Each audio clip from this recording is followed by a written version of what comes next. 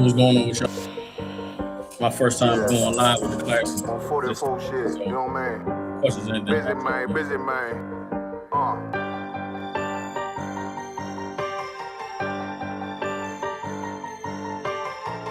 Look, when that shit drop, you step all the way on their neck, step on their neck and they head with that shit.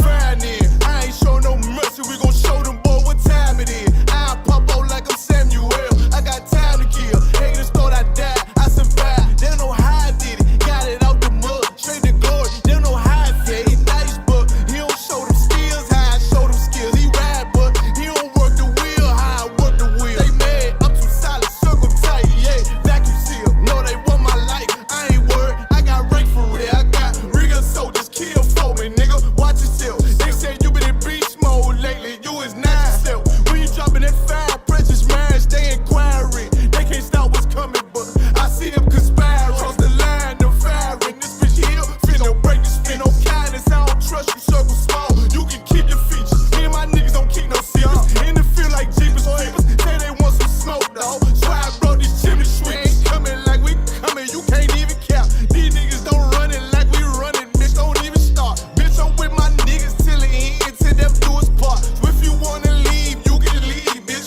Bless your heart, fine in. I ain't show no mercy, we gon' show them boy what time it is. I pop out like I'm Samuel, I got time to kill. Haters thought I died, I survived. They don't know how I did it, got it out the mud, straight to glory. They don't know how I feel, he nice, but he don't show them skills, how I show them skills. He ride, but he don't work the wheel, how I work the wheel. Ooh, I got a man, circle tight, yeah, vacuum seal. I heard they want my life, I ain't worried, I got rate for real. Take over in effect, yeah, I'm fully focused. You might not see it on me, just know it's women, that bitch fully loaded. Ooh, yeah, we up and rolling. Told them I need major motion. Think I'm joking, I'ma school them niggas like they baby Jody. Got it out the dust, now I'm too clean, don't know why they hate me. What you want out life, dawg? Guns and butter, baby boy. You PK top, dawg. Certified road runner. I'ma turn that econ line van to a damn tank. I got chopper stash in that attic like they Anne Frank. They had that shit on lock till I snapped on them like ball cutters. You cannot play both sides, gotta choose your colors.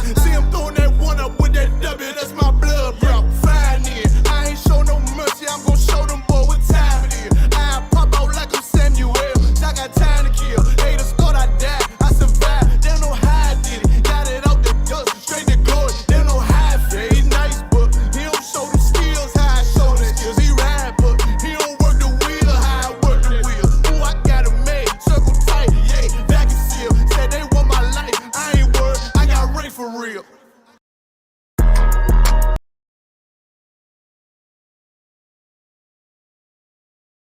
All right. Shalom. Shalom, Israel. You live with the Israelite School of Universal Practical Knowledge. Priest and Calvin Soccer will hold down the class live from Memphis, Tennessee. Every Tuesday, Wednesday, and Thursday, we have classes here in Memphis from 6 to 8 p.m. Central Standard Time.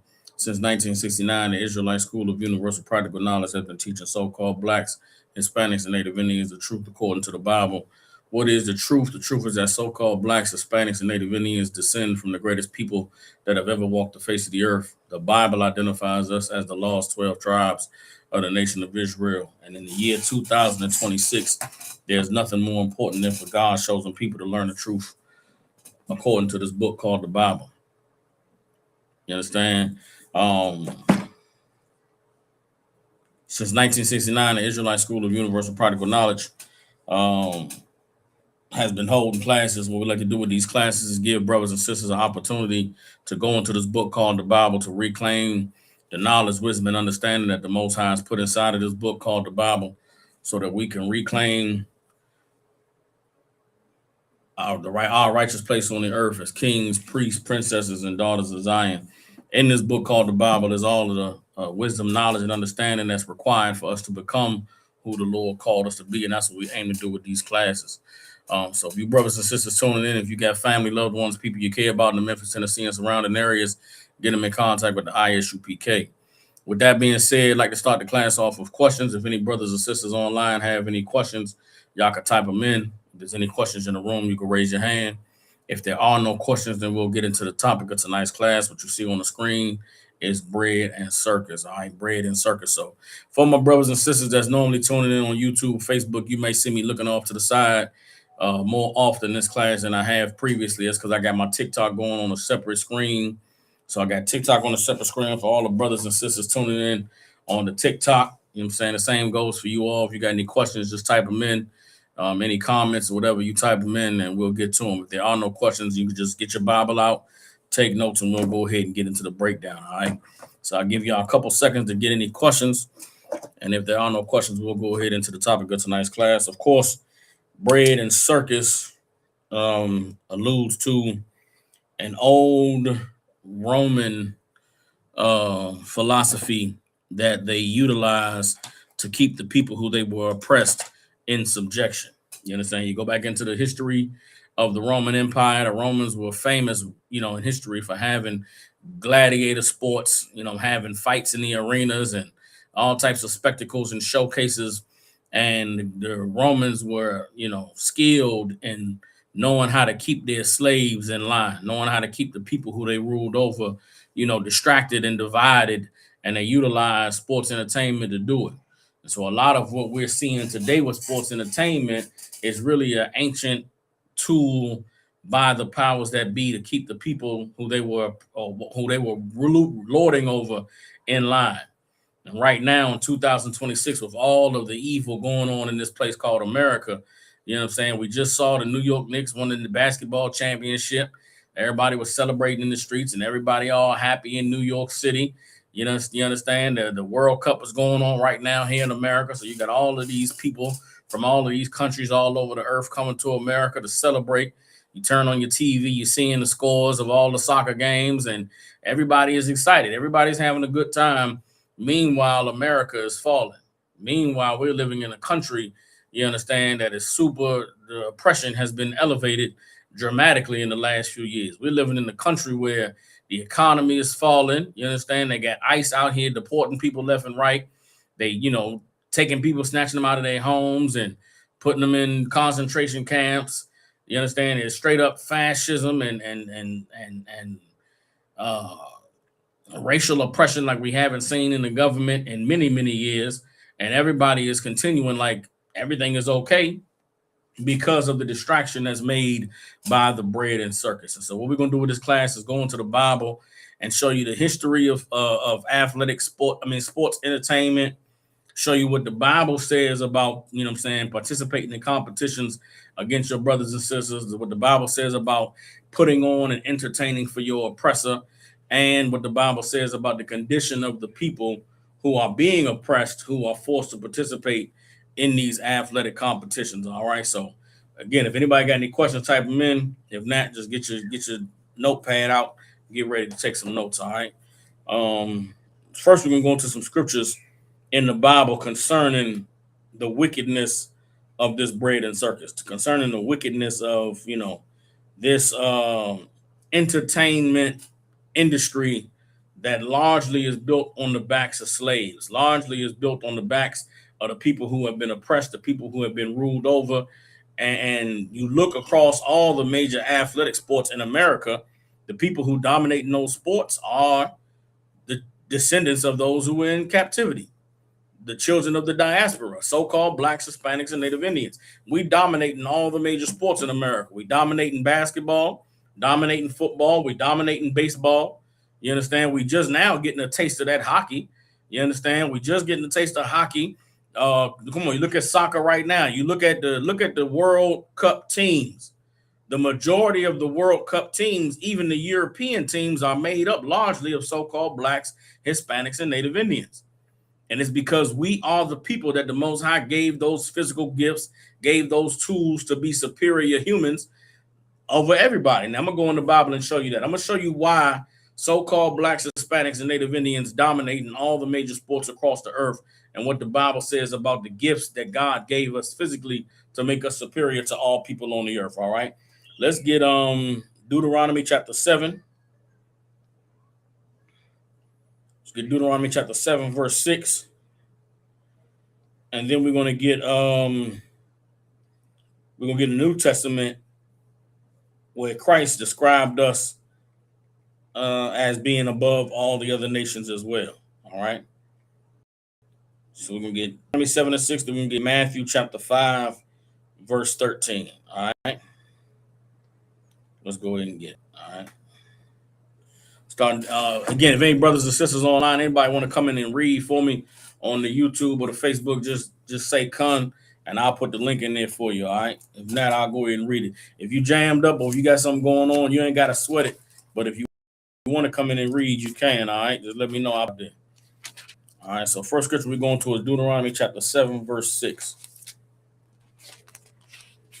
All right. This is Deuteronomy chapter 7, verse 6. It says, "For thou art a holy people unto the Most High thy God. The Most High thy God hath chosen thee to be a special people unto himself, above all people that are upon the face of the earth." You understand? Right there in the book of Deuteronomy, the Most High told the children of Israel that he made us to be above everybody, made us to be a special people. You understand? Now, what did God give us to make us above everybody? He gave us his law, statutes, and commandments. He gave us his culture, gave us the way of life that is righteous, that we were supposed to embrace and adopt and live by so that we could show everybody else on the earth what's the right way to live. If we would have taken the Most High's laws and taken the covenant that he made with our forefathers, if we would have embodied that lifestyle, then everybody on earth would look at us and say, "God damn, this people is amazing and great. Look how successful they are in all their endeavors. Look at how much power and influence they have." They would marvel at our physical prowess and understand that these people are physically dominant, physically superior, because they are the chosen people of the Most High. But because we have not obeyed the Most High, because we have not kept his law, statutes, and commandments, the other nations only can see our greatness in our physical accomplishments. They only can see our greatness in how much we dominate in all of the athletic entertainment fields. And that's not what the Most High intended for us when he made us above all nations. The Most High didn't allow us to be great just so we could be physical entertainment for everybody else. He didn't endue the Black, Hispanic, and Native Indian man with all of the physically dominant traits so we could go and entertain everybody. We were supposed to be taking this gift that the Lord gave us. We were supposed to take the dominance that the Most High made us with, and we were supposed to go and keep his laws and rule the earth. How is it that the people that are the most physically dominant are in captivity? How is it that the people that are the most physically dominant are the ones who are, on the bottom? That's a result of us not obeying the Most High. It's a result of us not doing what the Most High called us to do and being the people that he called us to be, all right? Now let's get Matthew chapter 5, verse 13. Matthew 5 and 13 is Christ in the New Testament describing and explaining why this people that the Most High made so great is on the bottom, why we're on captivity. You understand? Once again, you look at all of the sports entertainment around the world. Look at boxing. Who are the number one fighters on the planet? So-called blacks and Hispanics. You understand? Look at the UFC. Who the number one fighters? Who the ones that created the number one martial arts in the earth? That whole jiu-jitsu, that's a Brazilian martial art started by some cats down there that, physical prowess. You look at any of the other athletic sports out there. We number one. We dominating, man. White men been playing golf since forever. Tiger Woods, whose daddy was a black man, getting that golf, and he took over, number one. That's just how we do. Why? Because we are the special people that the Most High chose.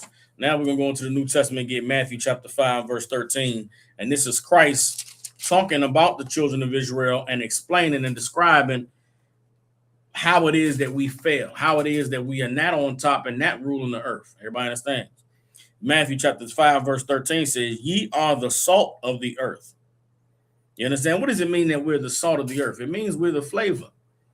You understand? You put salt. Salt is used for what? Salt is used to flavor, and salt is used to preserve. You think, look at how what makes America different from Russia? What makes America different from China? What makes American culture, so popping and popular, and everybody wants to adopt it? It's black people. You understand? The slaves of America is what makes American culture amazing. When you think about American foods, what do you think about? Fried chicken, hamburgers, hot dogs. Where do you think that food came from? What is a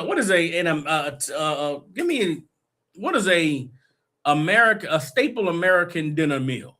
Somebody out there, if you knew somebody from that was not from America, and they wanted to have an American dinner, if you wasn't going to take them to McDonald's or KFC, What would you feed somebody who's coming from another country that wants a traditional American dinner? I want y'all to take some seconds and just describe it for me on TikTok, on the Facebook and YouTube. Describe to me a traditional American dinner. And I guarantee what you come up with is a black people's dinner, a Latino dinner. You understand? You go back to the days of captivity. We were the ones doing all the cooking. If the massa had an event, them Caucasian women wasn't in there cooking. They wasn't seasoning no food. They had us in there doing all the goddamn cooking. We the ones that provide all the sustenance for this nation. We nurtured and fed everybody. Our oppressor came over here, didn't even know how to grow no goddamn food. They didn't know how to grow corn. They didn't know how to grow, collard greens.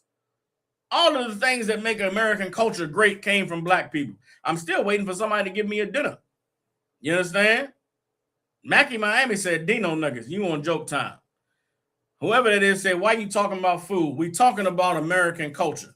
You understand? We in Matthew chapter 5, verse 13, Christ said, ye are the salt of the earth. Talking about the children of Israel.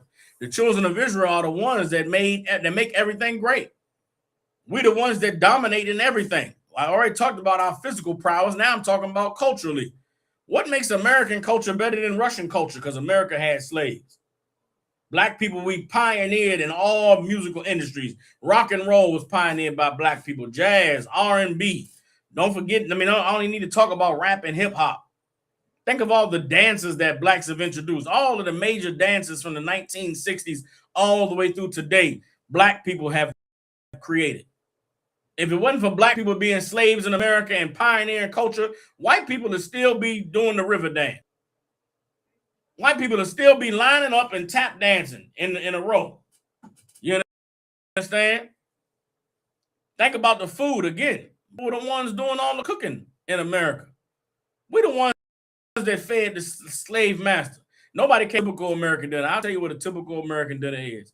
Typical American dinner, somebody said lamb chicken combination with jasmine rice and salad. That's a black dinner. You understand? You understand? Russell Green said we would have starved. Many cultures have said they taught us agriculture. Absolutely, Russell. You do not know culture. Your people have never been able to be successful on any land on the planet growing and sustaining themselves. That's because the Most High cursed our oppressors the way he cursed Cain in the Bible. Cain was cursed so that the earth would never yield any fruit for him. And our oppressors are the descendants of Cain. Anything they touch, that's why right now we live in a country where they got to create seeds in a lab for our oppressor to be able to grow food. That's where all these GMOs come from. It come from our oppressor trying to not starve to death. They in the lab, they messing with the genetics of the fruit, messing with the genetics of the seeds, just so they can have an agricultural industry. We the ones that pioneered all that agriculture. When the so-called oppressor came over here and enslaved us, we were the ones that was growing the rice, growing the sugar cane. We were the ones growing the collard greens, growing the corn. They didn't have no knowledge of that. They didn't have no understanding. Where do Europeans come from? They come from the caves and the mountains. They don't come from agriculturally rich lands. They come from where they got to eat whatever they can catch. That's why our oppressor eats pig. That's why he eats shellfish. He goes scoop at the bottom of the water and get whatever he can catch. You understand? They don't have any knowledge of agriculture. They don't have any knowledge of these things. The Lord gave it to us. You read in the Bible, the knowledge and the wisdom that the Most High gave to Adam was the knowledge of agriculture, the knowledge of domesticating animals, the knowledge of what to eat and what not to eat, what to have sex with, what not to have sex with. Our oppressor never had none of that. You understand? I'll tell you a traditional American dinner. If I knew somebody that was not from America that came over here, you understand, that I wanted to treat them to a good old dinner, I would serve them some chicken. It could be fried or baked. I would serve them some chicken that's well seasoned. I would do some mashed potatoes with some gravy. You understand? Turkey gravy, mashed potatoes with some turkey or chicken gravy. I would do some collard greens. I might do some sweet potatoes, some yams with some corn, and some cornbread. Where do you think that came from? That came from black people. That's a black meal. That's a Southern black meal. White man didn't come up with that. White man didn't create that. Everybody understands. All of these things that we have that's great, the Most High made them. I mean, the Most High gave them to us. We the ones that pioneered all the great cultures. We the ones that pioneered all the things that make America amazing. You understand? Russell Green is in the chat talking about, what am I talking about? I'm talking about our oppressor being the devil that the Bible speaks of and never having any culture. I'm reading Matthew 5:13, where Christ is talking about the children of Israel, and he said, ye are the salt of the earth. Let me keep reading. This is further in Matthew 5:13. Ye are the salt of the earth, but if the salt has lost his savor, wherewith shall it be salted? It is thenceforth good for nothing but to be cast out and to be trodden underfoot of men. You understand? And that's what happened to the greatness that the Most High gave to the children of Israel. He made us to be above all these nations. He made us to be the pioneers of culture and civilization. He made us to be physically dominant over all these other nations, which is why we're number one in all of the sports entertainment industries.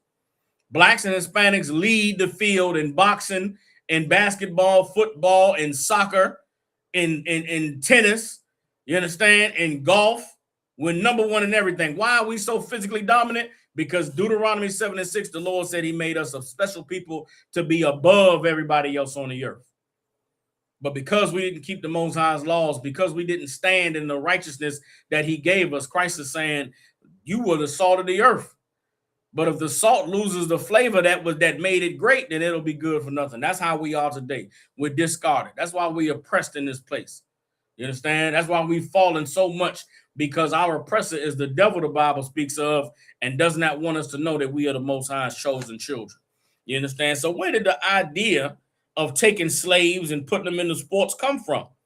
Where did the idea of taking slaves and putting them into entertainment even come from? And what purpose does it serve in modern society? Why is sports such a big industry? Why is it such a major deal?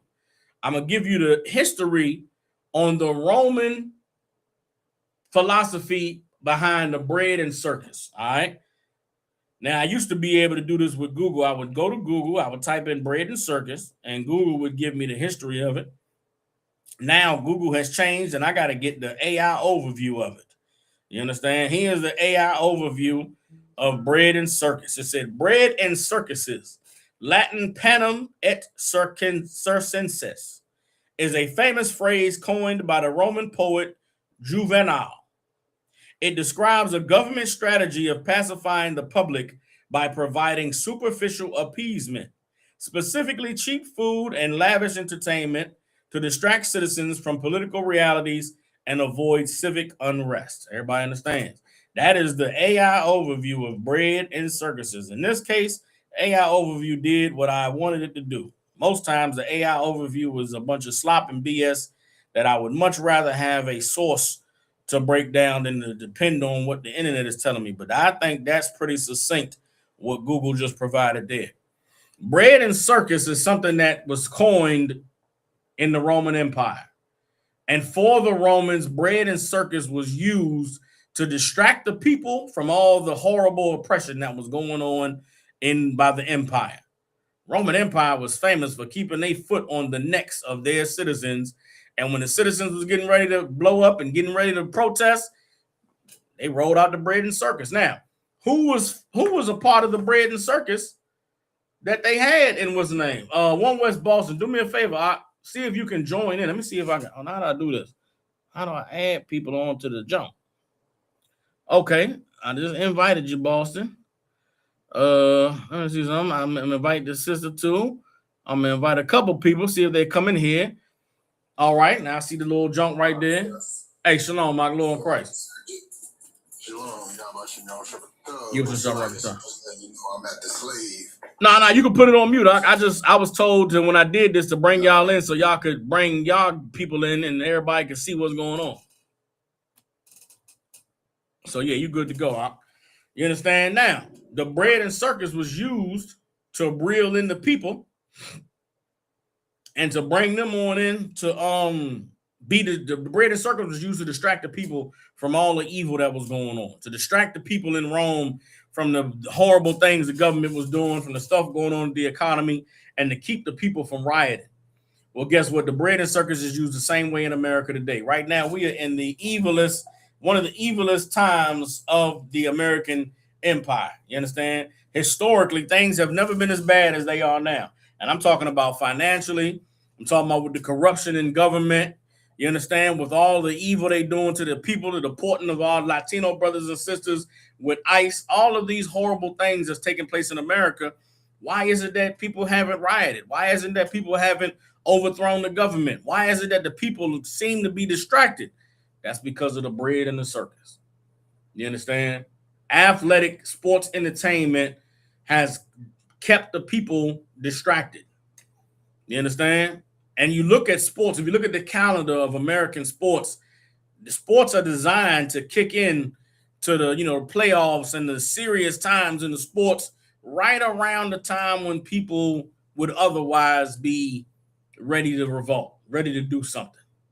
The only time you don't have major sports going on in America is during the summer. And guess what's going on during the summer? During the summertime, people are eating and drinking and having barbecues and having a good time. As soon as the dead of winter hit, here come the middle of football season. The basketball season kicking off.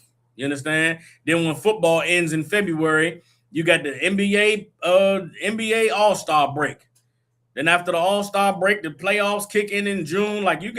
They keep you distracted with the sports to where even when you want to riot, even when you want to protest, even when you want to go and blow something, go and do something about the problem in the society, here comes the bread and circus to keep you distracted. We just witnessed it with the basketball playoffs with the New York Knicks winning the championship. New York is one of the most overpriced, horrible places to live on earth right now. But guess what? In New York, even though it's overpriced, even though it's a horrible place to live, the New York Knicks just won the championship. And the people of New York have forgotten about their problems, forgot about their suffering, forgot about how difficult it is for them to make a living, forgot about, just how hellacious and oppressed their lives are. And that's on purpose. You understand? They just had a fight on the White House lawn. Donald Trump knows Caucasian history. Donald Trump knows what to do to keep the people distracted. You want to know why he tore down that lawn or the White House, why he tore down that East Wing to build a ballroom? Because Donald Trump knows what gets white people excited, what keeps them in line. He threw a damn fight on the White House lawn, UFC 250, and guess what? They tuned in. Everybody watched. It was like watching the UFC this past weekend was like that scene in the Django. Them rich white men got up there in that room and had their drinks, and they wanted to see somebody lose their life. They wanted to see somebody, scrounging and fighting and biting and bleeding and broken bones and knocked out, all for their entertainment. It's something that's, this is a thing in our oppressor that's ancient. This is in their DNA, to be bloodthirsty watching someone lose their life. Why do you think there was once upon a time in America, hell, not once upon a time, 20 years ago, 30 years ago, they would take slaves, take black people, and they would have public executions? Why do you think the origin of the term picnic was such a big thing in the South in America? Because it reminded them of what it was like back in those Roman days. They would go find some weak brother, some brother that was, couldn't defend himself. They all gather together and beat them up and make them all bloody. Then they get a rope and throw it around a tree and they string them up, and they would all stand there and celebrate and drink and laugh as this person lost their life, took their last breaths hanging from a noose. Then after it was over, so they would have a souvenir to take home with themselves, they would cut the body up, take a toe, take a middle finger, take an ear, take some genitals. That's in our oppressor's culture. That goes back to the days of the Romans with the bread and the circus. Here we are in 2026 playing for the New York Giants, losing the ACL. Here we are playing for the Boston Celtics, tearing an Achilles. You understand? Here we are, 2026, getting a concussion, and they love it. It's so amazing for them. It's such a bloodlust for our oppressor. And it's something that the Bible tells us about. You understand? So we got the history of the bread and circus. Let me go into the Bible and show you how it all originated, all right?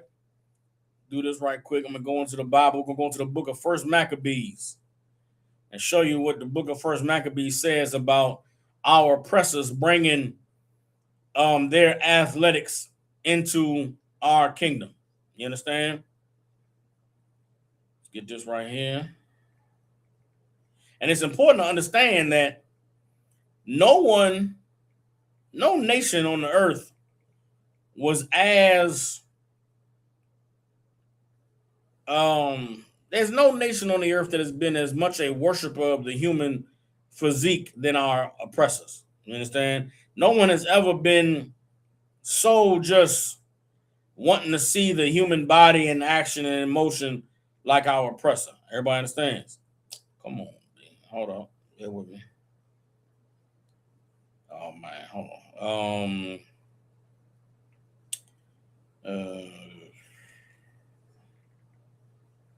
Bear with me. Hold on. Okay, hold on. All right, bear with me. Hold on. Sports. Let's see. Sport. Is there sport? Hold on. Nope. I'm looking. Okay, hold on.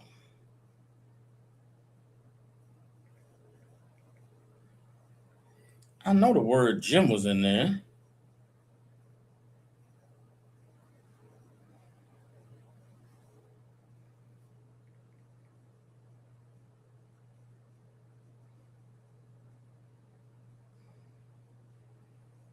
Bear with me. Hold on. Okay, here we go. Second Maccabees chapter 4. Let's get Second Maccabees chapter 4.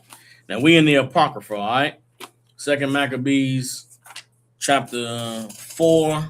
We're gonna start around verse 12. Second Maccabees, of course, is in the Apocrypha. So out of 14 books, 16 books that was removed out of the King James Bible during the Protestant Reformation because the Protestant church did not want the descendants of slaves in America reading about how the Israelites were conquered and colonized by the Greeks, because they knew that if we would have read what happened to the children of Israel during the Greek captivity, that we would have related it to what the Europeans did to us here in America by stripping our identity, making it illegal for us to call, speak our language and address ourselves by the names that our ancestors gave us. So the same way that blacks, Hispanics, and Native Indians were colonized here in America, the children of Israel were colonized by the Greeks, and the history of that colonization is spelled out in the Apocrypha, which is why the Protestant Reformation removed these books, all right? But we know this history. We understand the importance of this history, and so we go into it from time to time. All right, so let's get Second Maccabees chapter 2. Let's see, we'll get verse 12. All right.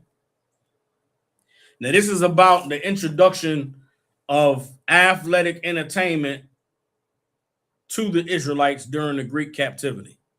When we were under the Greeks was trying to get us to come into their culture and accept the ways of the Greeks and the Romans. One of the things that they brought and introduced to us was the idea of athletic competition. If you read in the Bible talks about athletic prowess and physical gifts by describing men's ability to fight, by describing men's ability to, conquer, to kill, unalive their enemies. The Bible, when it talks about King David, it says when David was a boy, David was an expert at play. And it talks about how David, used that sling and practiced with it, and he was excellent at it. That's what we did before sports entertainment. Before sports entertainment, the children of God were focused on how to be the best and skilled at fighting, how to be able to unalive the enemy and not be unalived, how to be able to go and conquer and defend and be the best at it.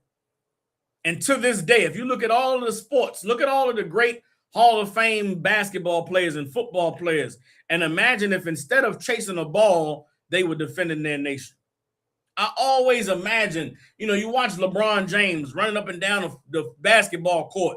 This man is 6'9", 260 pounds, runs a 4.3 40-yard dash, got a 48-inch vertical. Imagine if instead of throwing a basketball, he was chucking a spear.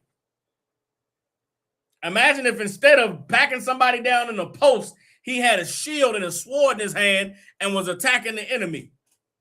Who's going to beat if you send your best fighter out into the field and LeBron James is our best, we send LeBron James out. What nation on the earth, who they going to send out to fight LeBron James? Shaquille O'Neal. Shaquille O'Neal is who we send. Think of the movie Troy. That movie Troy where Achilles, they bought the enemy they was fighting, they brought their best fighter out. And they said, we're going to fight. You bring your best fighter out. And they bought the big giant came out, and then Achilles came out. This is a fight for the war. Whoever wins the war. That giant came out there. He came, he was ready to, his people was behind him. He threw that spear. Achilles put that helmet on. He ran out there, dodged the spear, dodged the jump. The cat go to swing the sword. Achilles jump up, bloop, poke him in the neck. It's over with. I watched that and I imagine if that was LeBron James, and we sent him on the battlefield to fight the enemy, they don't have a man to match us. They don't have a man to match us. I watched that scene from Troy, and I know the history of the earth, and I know that if Achilles was a real person, Achilles would have been black. Achilles would have been a black man. You understand? I look at Troy and I think of David and Goliath. Our oppressor is such a devil. He's hijacked history, taken the Bible, who the Bible describes the children of Israel as being black. David was black. He was ready, meaning what? He was a handsome black man. And David was skilled at play, meaning he was super athletic. David killed the lion with a slingshot, killed the bear. Said he grabbed the lion by the chin. David wasn't no soft punk. He wasn't weak. And Goliath was a Philistine. Guess what part of the earth do Philistines come from? Africa. Which means what? Goliath was a giant African, a giant black man. A giant melanated man. David was a little melanated man. David and Goliath is like Muggsy Bogues versus Hakeem Olajuwon. To be more accurate, it's like Manute Bol and Muggsy Bogues. You send Muggsy now, I don't know if y'all know basketball, but look up Muggsy Bogues. Muggsy Bogues was a black man, about 5'4", 5'5" from Baltimore that played in the NBA. And Muggsy Bogues, even though he was small in stature, he was super strong and he was skilled on that basketball court. You understand? Muggsy Bogues got out there and got busy with that basketball. Hold up. Somebody asking to jump in. Okay. Most High Christ, is you good? Just put yourself on mute. Muggsy Bogues was out there playing basketball. Hakeem Olajuwon, let's say Manute Bol. Manute Bol is an African from the same part of Africa where the Philistines are from. You understand? Manute Bol is like 7'2", 7'6". Mute your phone, Baba Kashaw. You understand? Manute Bol was giant. Muggsy Bogues out there crossing them up, laying up, shooting threes. You understand? I read about David and Goliath in the Bible, and I think about Muggsy Bogues and Manute Bol. You understand? They send Manute Bol out there. Who want to challenge the Philistines? And David like, man, who is that cat supposed to be? Y'all scared of this cat? Man, what's wrong with y'all? David they're like, man, come on, little man, you tripping. That's a trained warrior, Philistine warrior. David like, man, whatever, I deal with him. David go out there with that slingshot that he been practicing with, that he been honing his craft and being an expert at war. David go out there with that slingshot, hit Manute Bol right between the eyes. Then go take his sword and chop his head off and hold it up and say, who wants some of Debo? Everybody seen David do that and then left David alone. You understand? Somebody said David, the original YN. You absolutely right. But don't even think of David as a YN. Think of David as one of these cats that's in college playing basketball. You understand? It's sad that our fighting warriors of blessed with the gifts of God have been reduced to running up and down the field, banging their brains against one another over football. Men 7'4", 280 pounds. Shaq was 7'1", 7'2", 350 out there banging on the basketball court, dunking and dribbling the basketball. Imagine he had a shield and a spear in his hands. Imagine instead of on the basketball court training, they in the gym. They in the field. They in the community getting the young brothers to be trained, to get strong, to be able to defend and protect. Our oppressors introduced sports and robbed us of our warriors. Introduced sports and robbed us of our ability to be able to defend ourselves. And the history of it is recorded right here in the book of 2 Maccabees. Let's get into it. You understand? This devil is in the chat saying steroids again. Devil, what steroids you talking about? So hold on, devil. Hold on, Russell Green. Are you trying to say that blacks, Hispanics, and Native Indians are not the most physically dominant people on the earth? That we're not the most athletically gifted? Who do you think steroids were created for, Russell Green? Don't you know they were created for y'all to feel better about yourselves because you can't compete with us? We number one in track and field, number one in basketball and football. We number one in everything. You mad?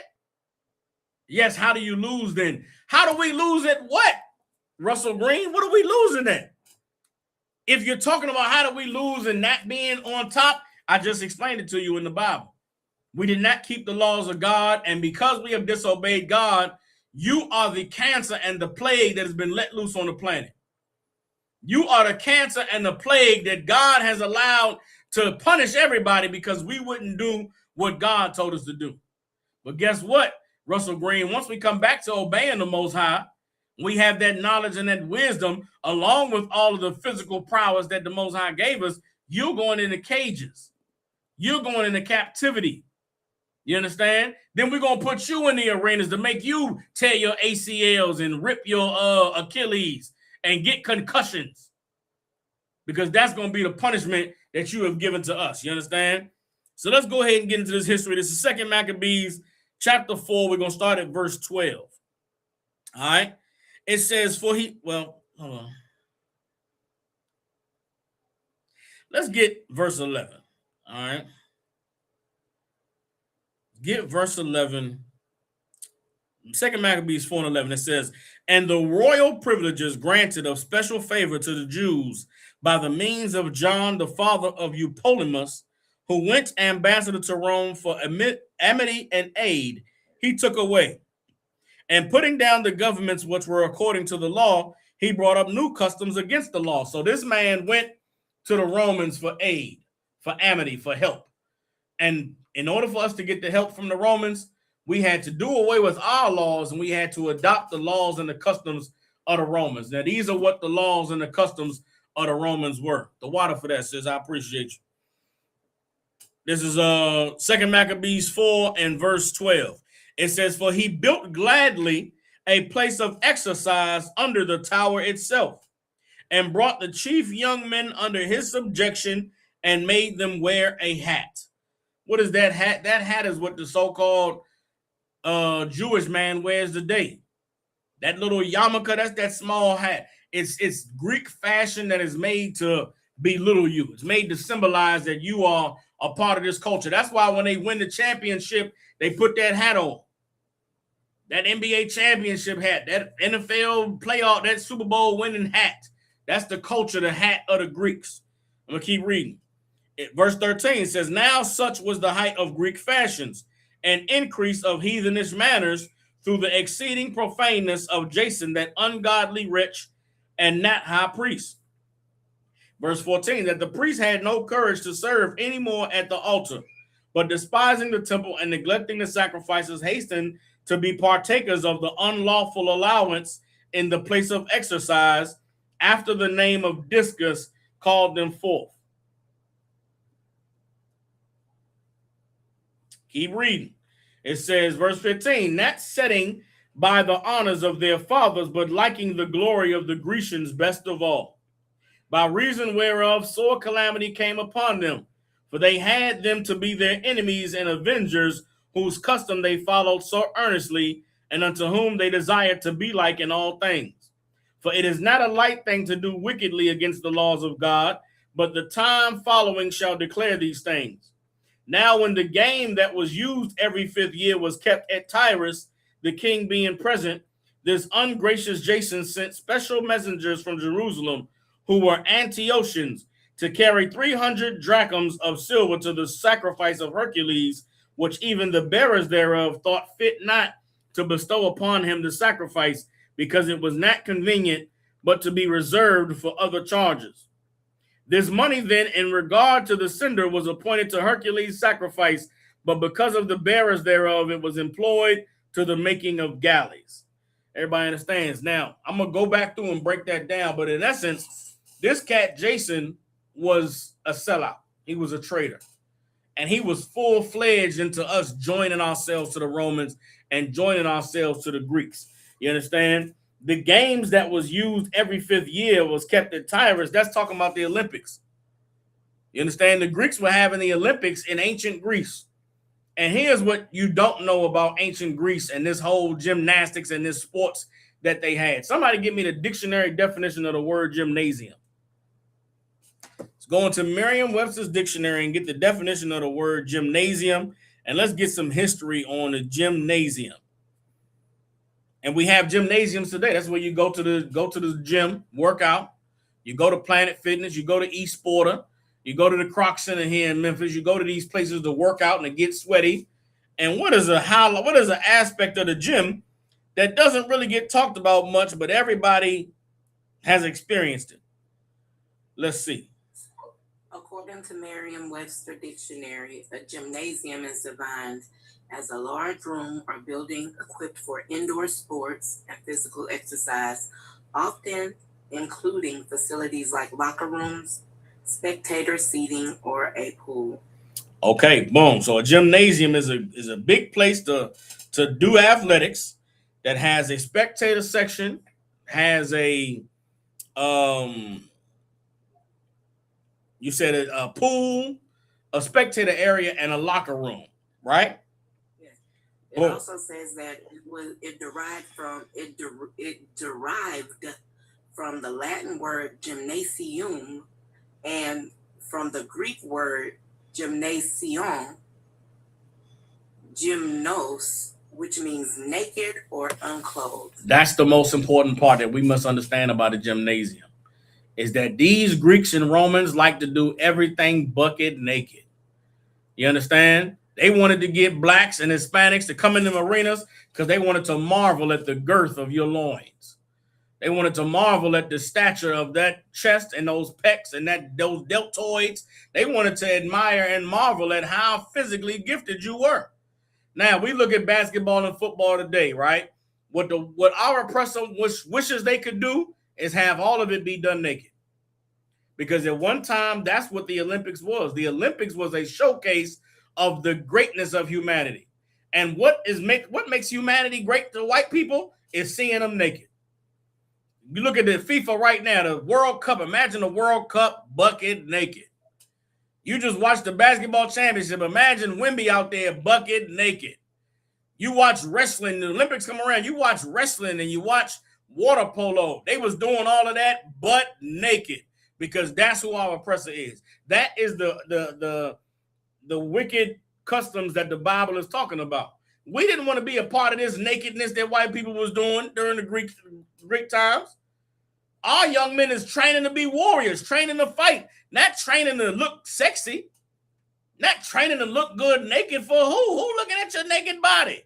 Think about it. Just right now, if we didn't live in such an evil place, why would being naked even be important to anybody? Only body going to see you is your woman. Only body going to see you is your man. The white man has given us a culture of nakedness. He wants our women with as little clothes as possible on. Why? He wants the little halter tops and the damn crop top, the skirt, what they call them, give me the Caucasian terms for the booty shorts. What they call them, some shorts them girls be wearing? Daisy Dukes. They want the Daisy Dukes because they want to see all in the crack. You understand? I remember years ago, the sister, what's the sister's name? I forget this black woman name. She said that they was gonna have black men in skirts. They was gonna have black men in dresses. Why? Why the white man want you in a skirt, want you in a dress? Because he want to see that third leg poking out from under there.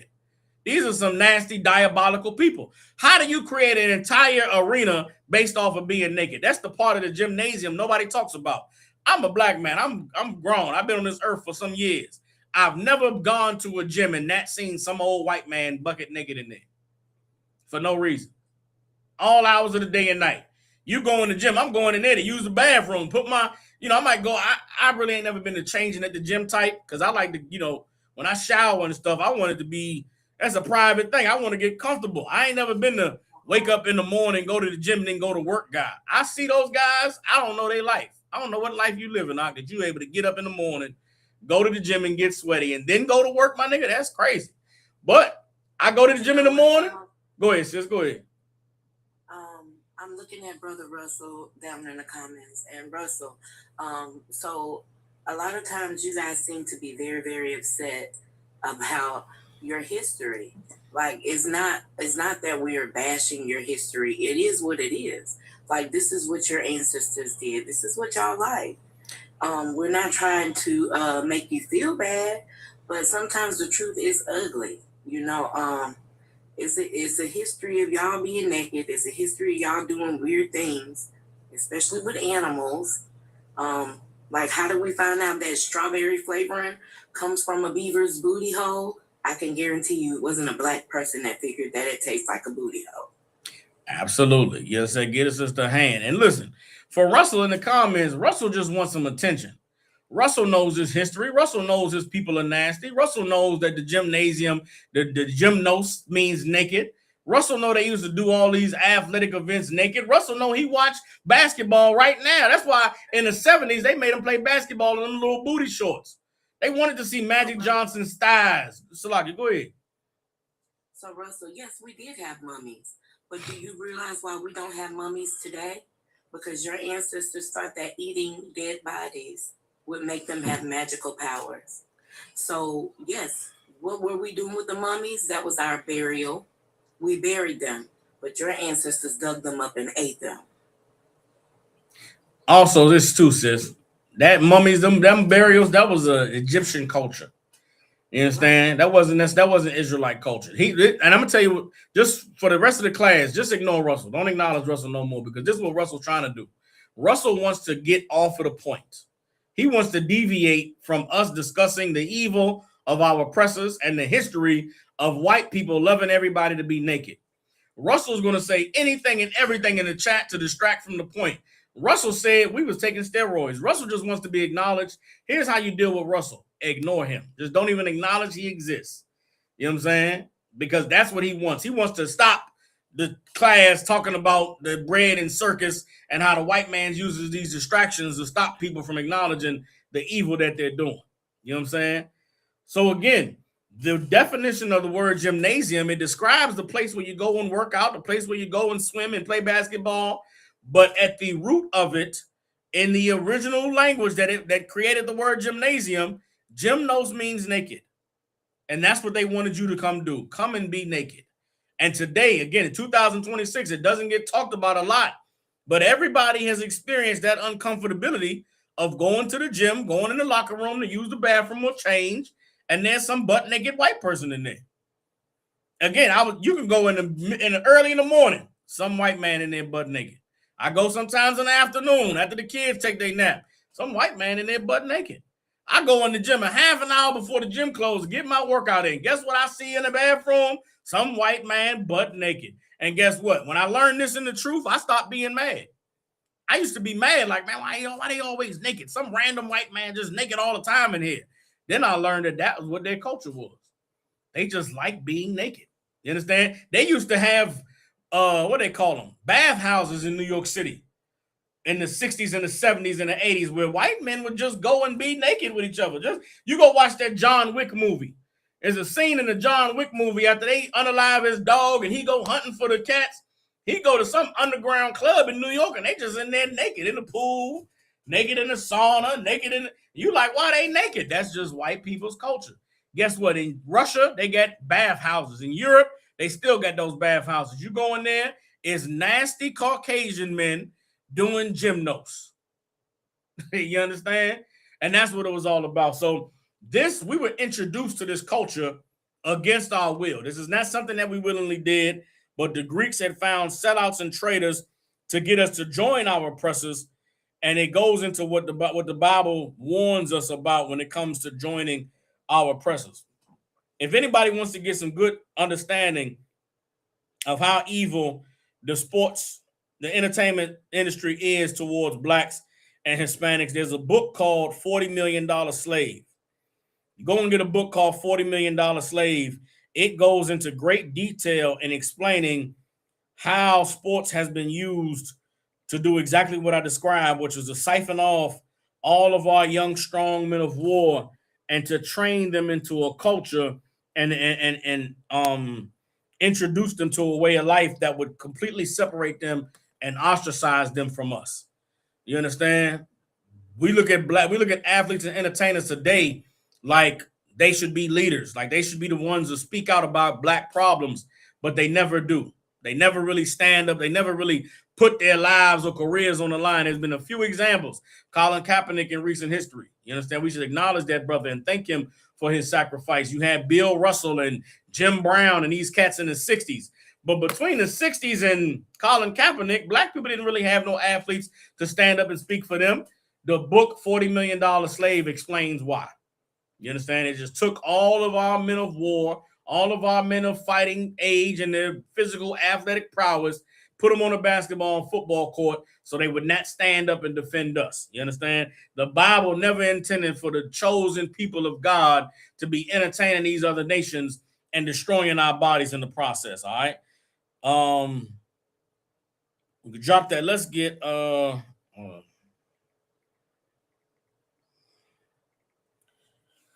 Proverbs chapter 14, verse 12. Proverbs chapter 14, verse 12. All right. After Proverbs 14 and 12, we're going to get Proverbs 3 and 31. All right. Proverbs 14 and 12, and then Proverbs 3 and 31. Again, the title of the class is Bread and Circus. You understand? Bread and Circus is our oppressor using sports entertainment to distract us from the real problems of our society, to distract us from the real issues going on in our world and our daily life, so that we don't revolt, so that we don't fight back, so that we don't say to ourselves, enough is enough. As long as you working in slavery, barely getting by, making minimum wage, you and your woman, you're struggling, the bills barely paid. Guess what, though? The Knicks in 5. I can go get this drink. I can go pop this bottle. You understand? Oh, man. America's a melting pot. All these different races and all these different ethnicities mixing. How does our oppressor keep everybody from going to war with one another? Well, we could put our racial pride aside and we could all cheer for the Jets. We could all cheer for the Chicago Bears. We in Minnesota, where they literally, ICE is capturing people, throwing them in the back of cars, and they disappearing. Family don't know where they went. Don't nobody know what happened. But you know what? The Vikings play this Sunday at 4:00, and they're playing against the Green Bay Packers. We got to go cheer for the Vikings. Damn that. Damn cheering for the Knicks and the Vikings and Brazil, while our oppressor is unaliving everybody and ruling the goddamn earth, siphoning all the money out of the government. You poor can't afford to live, but the Knicks in 5, that's the bread and circus. You understand? This is Proverbs chapter 14, verse 12. It says, there is a way which seems right unto a man, but the end thereof are the ways of death. You understand? It seems right to send your son to college to go play football. It seems right to go and train at basketball every day and, train and learn to cover 2 defense and the cover 3. You understand? The cover 6 and cover 4 quarters and all the different nuances of the defense and training this and that. The Bible says there's a way that seems right to a man, but the ends thereof are the ways of death. You understand? There's kids that lose their life on that goddamn football field. Cats tear their Achilles, tear their ACL in basketball, and their life is over with. What I'm saying, let's be clear. I'm not saying that sports itself is evil, but putting your life into sports is evil. Your hopes and dreams and aspirations. If I don't make this basket, there's cats I know, They didn't make it to basketball, to college to play basketball. They ended up selling drugs, selling illegal stuff. They wasn't able to make it and make it big in the league. They decided that they just, forget school, forget going to college. I know cats that went to college, full ride scholarship, never got a degree, never took no classes. You understand? Then you don't make it to the big leagues. Then you back at home working, you bagging groceries. You back at home, doing some menial job.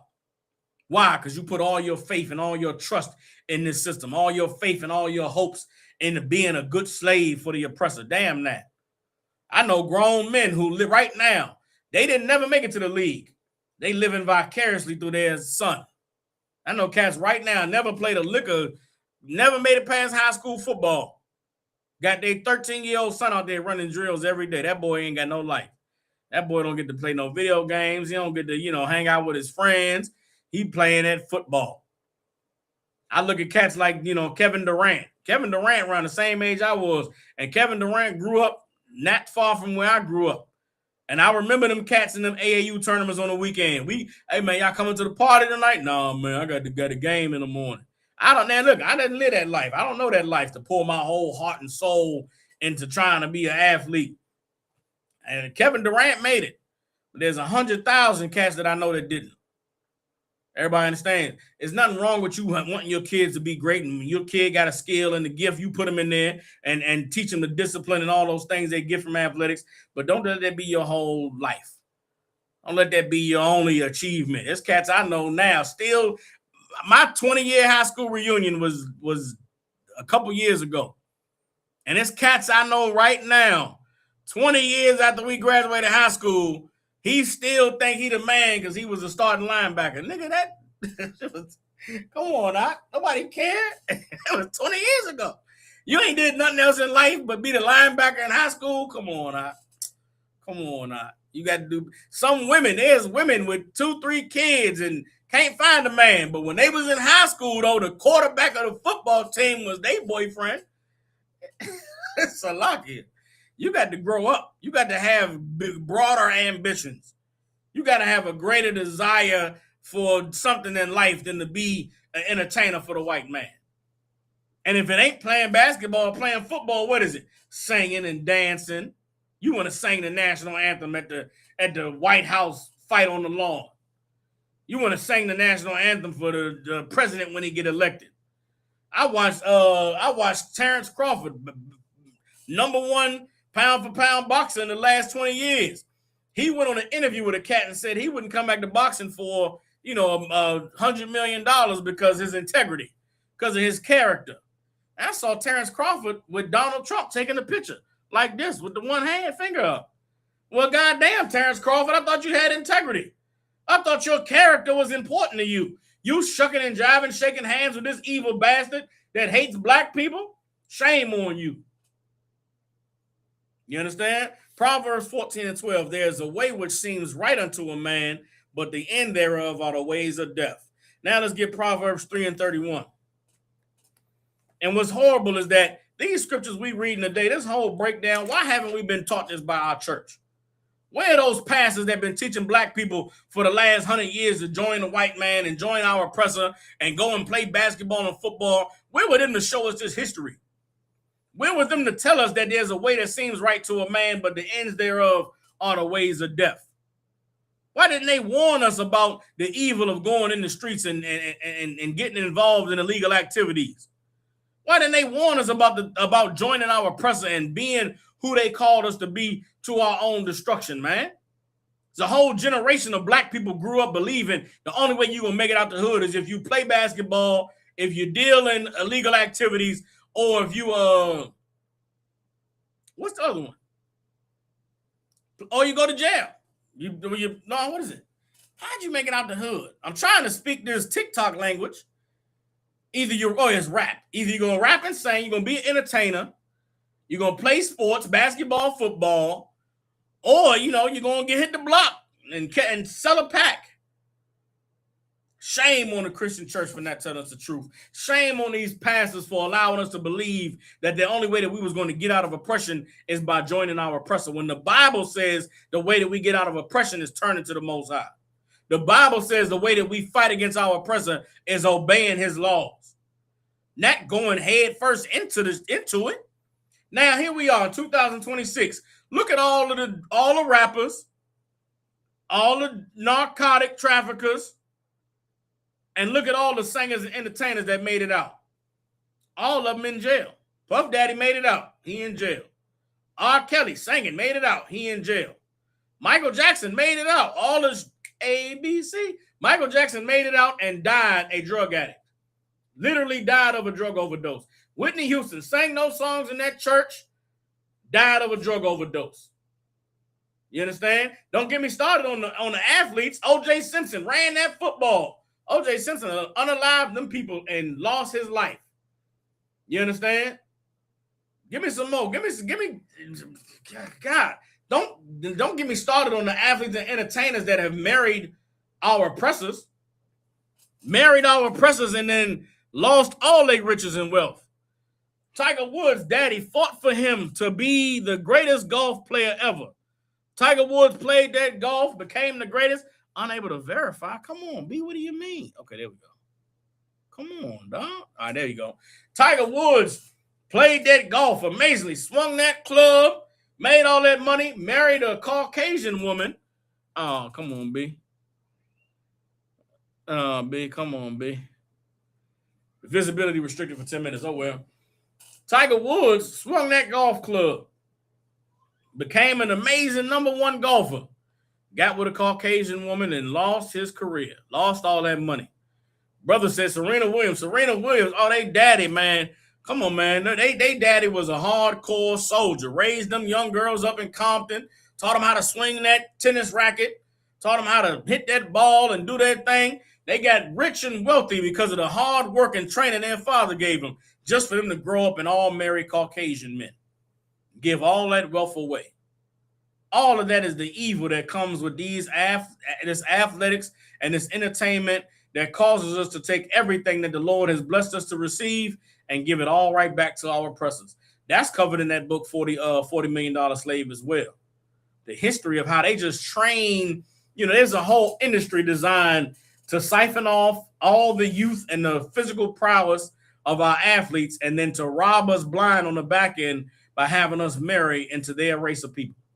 Marry into their, bloodlines. It's evil and horrible. Now let's get Proverbs 3:31. It says, envy thou not the oppressor and choose none of his ways. You understand? We should have never envied our oppressor and chose his ways. At one point in time, we had a black baseball league, the Negro leagues. And those Negro leagues was making good Negro money. We had the best baseball players on the planet. Then here come the white man. Here come the oppressor trying to get us to sell out. Let's integrate. Let's take the Negro League and cross it over to the MLB. Jackie Robinson was the first trader. Jackie Robinson went and played for the Dodgers. Next thing you know, the Negro Leagues fell apart. Now who's getting all that money? Our oppressor's getting all that money. They had a black basketball league. It started out, it was called the ABA. The ABA is where they let the black men come play. They was crossing up. They was finger roll layups. They was alley-oop, dunking the basketball. Wasn't nobody watching the NBA. Wasn't nobody watching them bastards in Boston and Utah. Nobody care about them.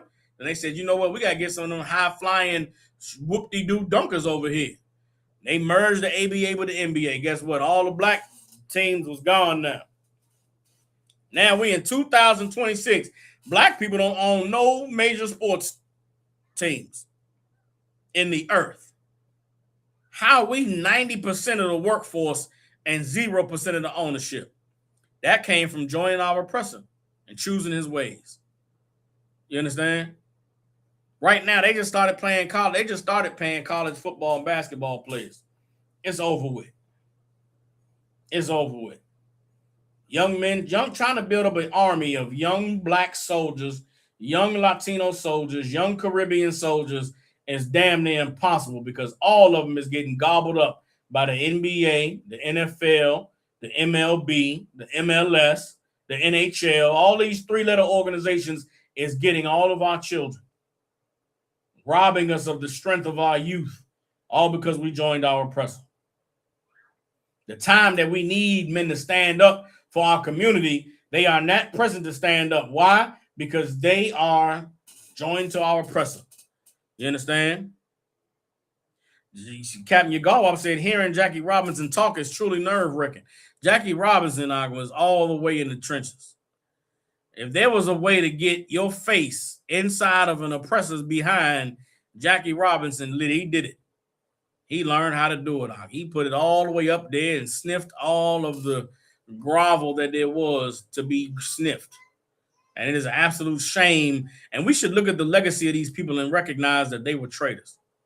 Whether they were willing traitors or unwilling traitors, we have to acknowledge that the last 60 years of integration, the last 60 years of, joining our oppressor has been absolutely horrendous for us. And it is why the bread and circus is so successful today.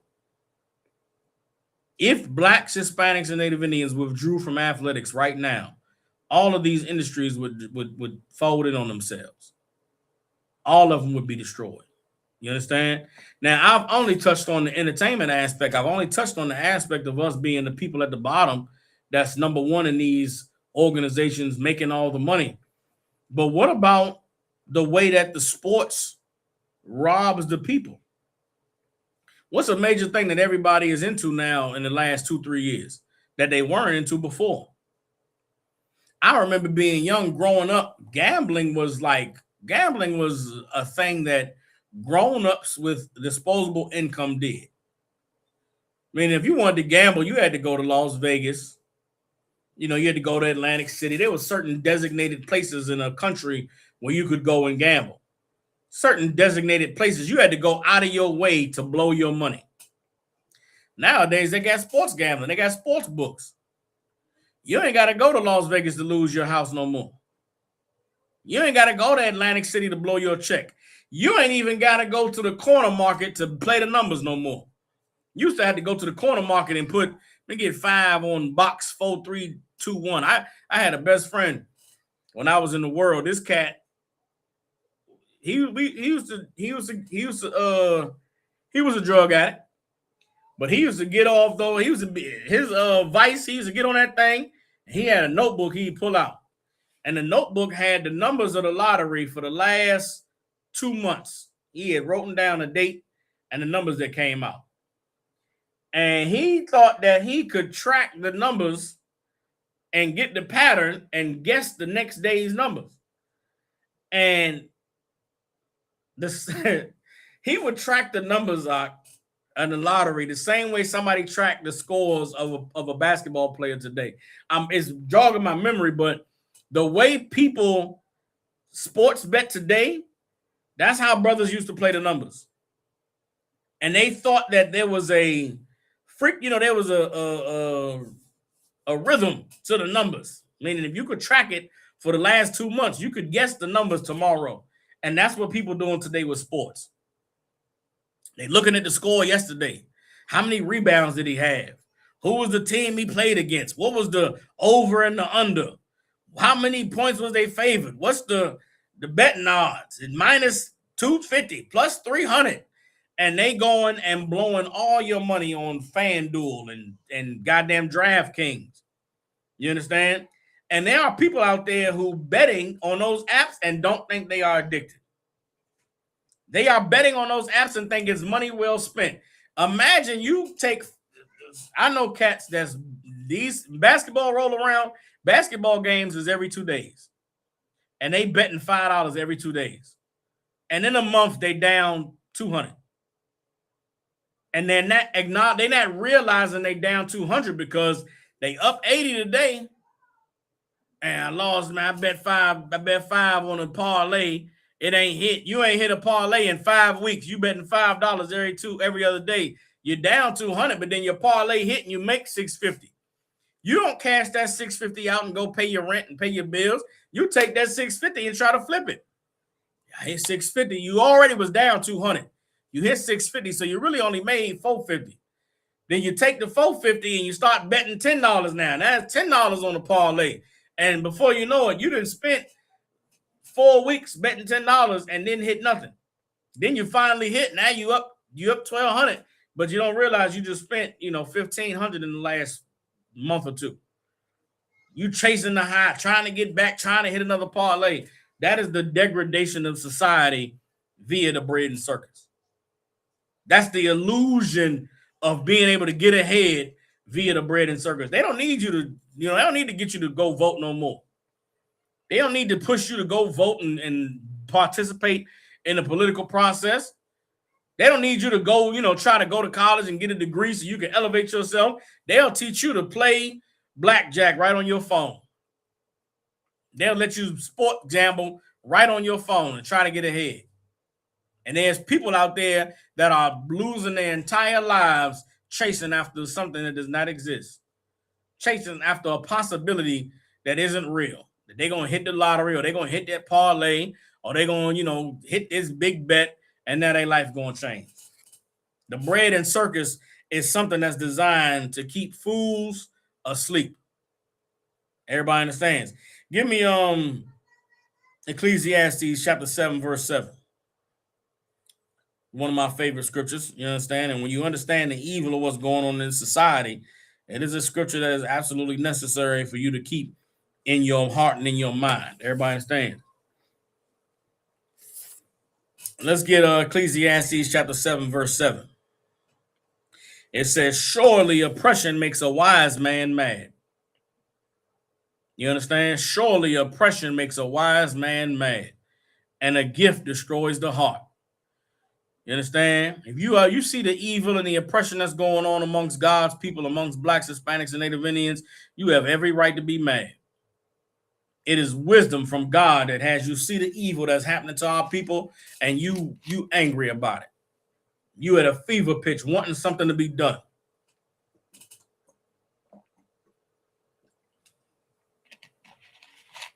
But then here comes our oppressor with a gift to take that anger away. Here comes our oppressor with a gift to, subdue your anger and make you forget about it. That's what the bread and circus is. The bread and circus is a gift to poor people. It's a gift to those who are downtrodden and oppressed. I know your life is in shambles. I know rent is too much. I know you got to work 3 or 4 jobs, but the Knicks won the championship, B. First time in 53 years, the Knicks won the championship. Aren't you happy? Aren't you excited?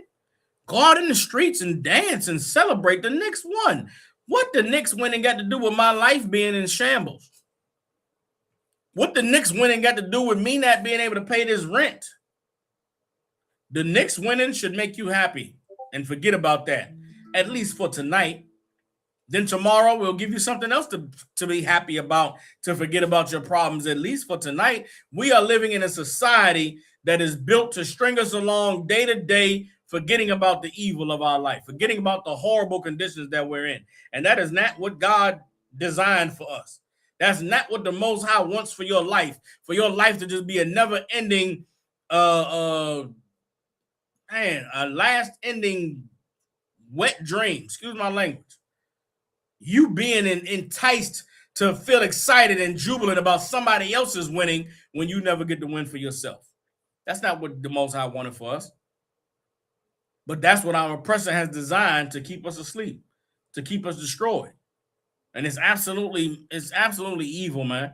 And it's beneath us as a people. Man, look, I've been a Knicks fan my whole life. I was a young kid growing up in Washington, D.C. You understand? My uncles was Georgetown Hoya fans, Georgetown College basketball fans. And Patrick Ewing used to play for the Georgetown basketball team. So every time New York Knicks games came on, my uncles and them was cheering for Ewing. And I became a New York Knicks fan as a young kid. I've been a New York Knicks fan my whole life. Never saw my team win. I was raised by them same uncles to not be a traitor. You can't be no bandwagoner. Whoever your team is, that's your team. So when I was a kid, the Knicks and the Cowboys was my team. And I'd been a Knicks and the Cowboys fan my whole life. And I watched the Knicks win the other day, and I like sports. I'm entertained by it. I don't bet. I don't waste my money on it. I just like to see I watch basketball and football like a chess player watches a chessboard.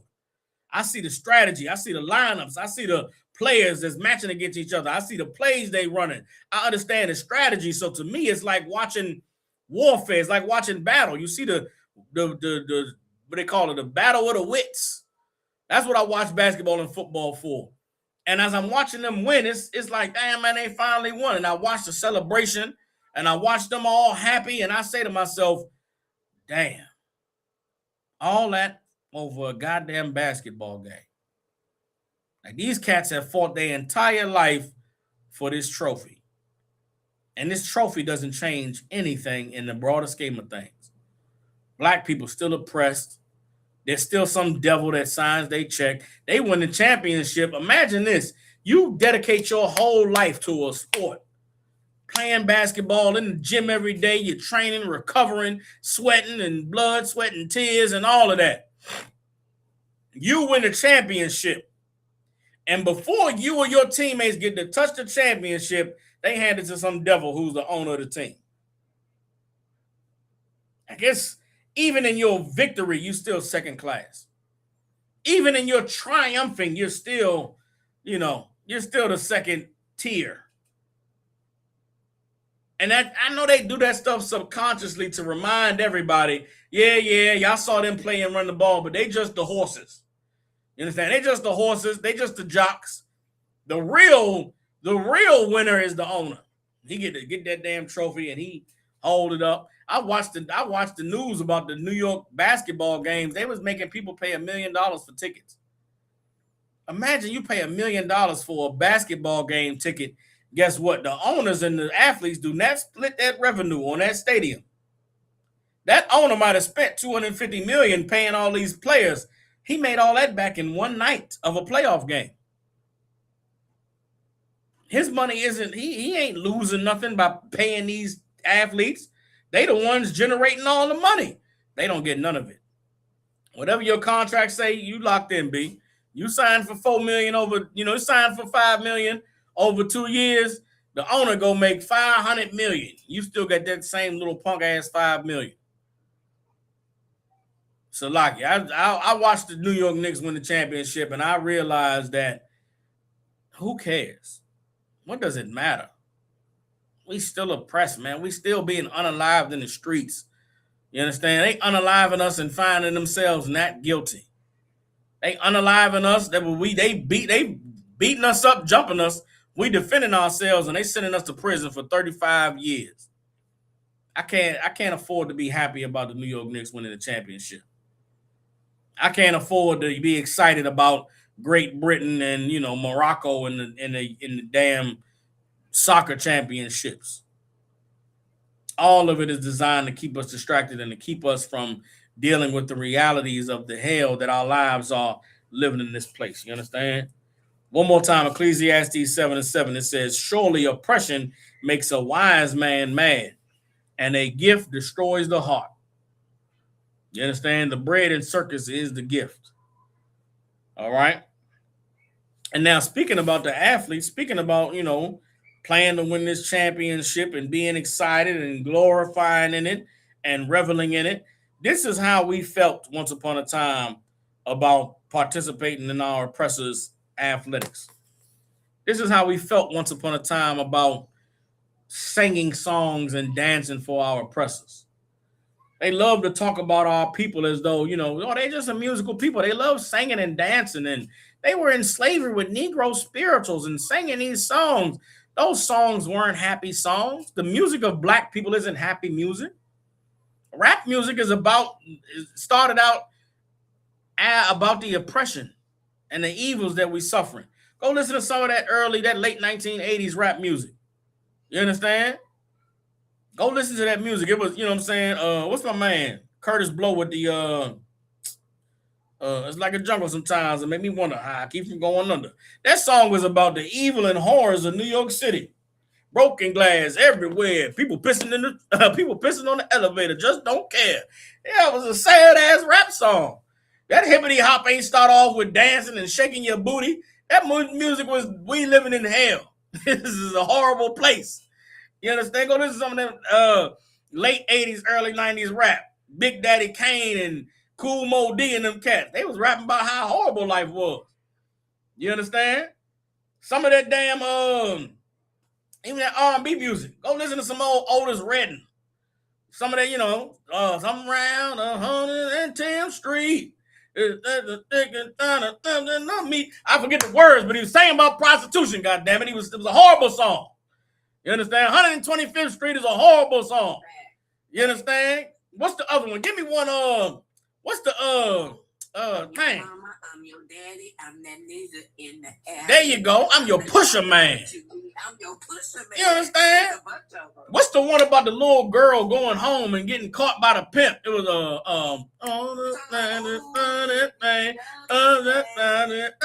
her way grandmama's house.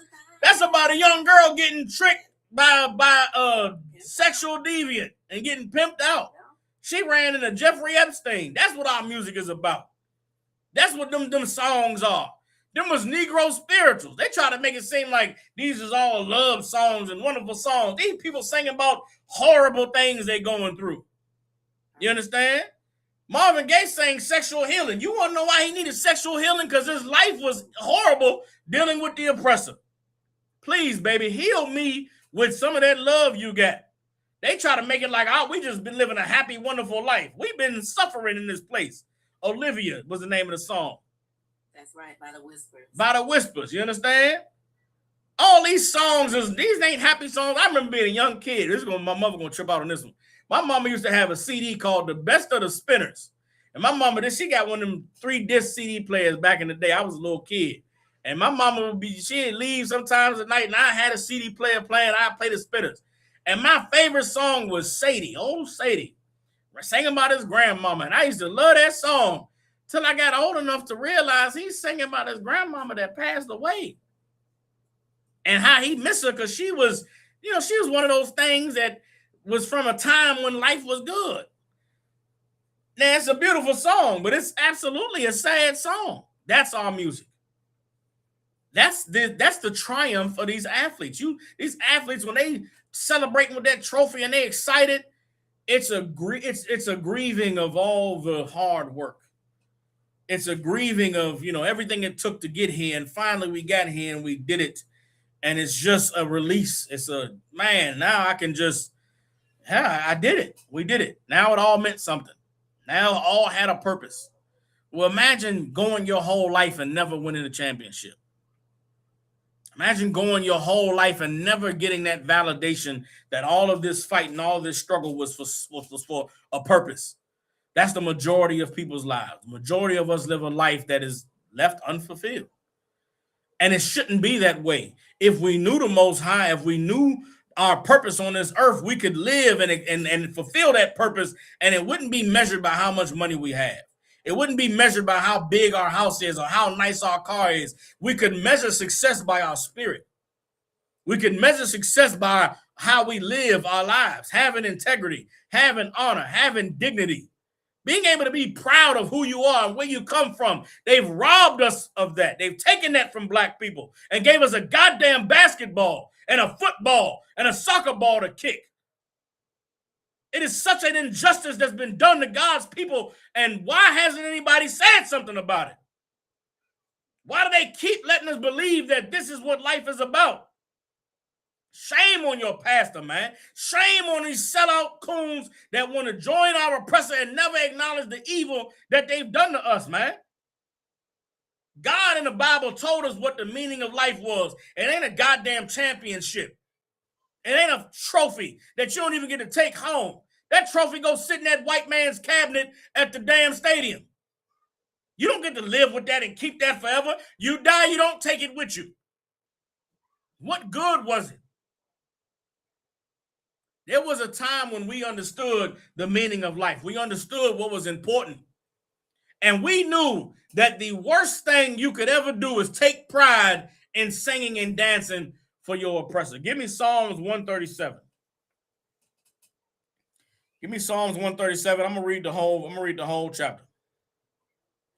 It's just 9 verses. Let's get Psalms 137. This is absolutely important. You looking at the bread and circus, just remember what the Most High said. Just remember what the black men and women who suffered and struggled in oppression before, who was asked to entertain what they said. And this is the spirit. If you could ever really get the truth out of an athlete, if you could ever really get the truth out of a singer, a rapper, this is what they would tell you. This is what they would reveal to you about their life. You look at the Jay-Z's and Beyonce's and the Michael Jacksons and Whitney Houston's and the R. Kelly. No, not R. Kelly. Give me some good ones y'all like. The Drake and the Kendrick Lamar and give me some of these singers. Give me the new singing broads. Damn, who the new singers? Chris Brown and Usher and all these cats. Here's what if they could be honest about, okay, forget that. All them people I just named, right? We look at them like, oh man, they living a dream. They singing and dancing and they rapping. We look at them like their life is so amazing, right? But don't you know that a singer and a rapper, their job is to rap and sing? Meaning, me and you, we wake up to a 9 to 5. We go clock in and sit behind a desk or clock in and we got to throw boxes, right? This cat's job is he got to go sing and he got to dance. Hey, back up off that door. So we got kids, you got to do stuff. You got to yell at the door. Back up. You understand? Don't you know that the singer and the rapper got to sing for a living? The singer and the rapper, so they ain't got a 9 to 5. They got a 30-city concert tour. And at this concert tour, they got to go and perform that song. That song that they wrote, that they, was struggling trying to catch the beat and catch a hook and come up with something witty to say. They write that rap out and they put it on the CD and they excited. They liked that song they did. They put the song out and it's on the radio and people singing to it, dancing to it. And then the promoter comes and say, hey, man, we got us a hit, man. Look, we need to go ahead on the tour. And they commit to the tour. Yeah, we're going to 30-city tour. And it sounds like it's fun and amazing. We get to just go and sing every night. Then they get to the concert and realize they got to go sing every night. The cat having the concert is not you there enjoying yourself.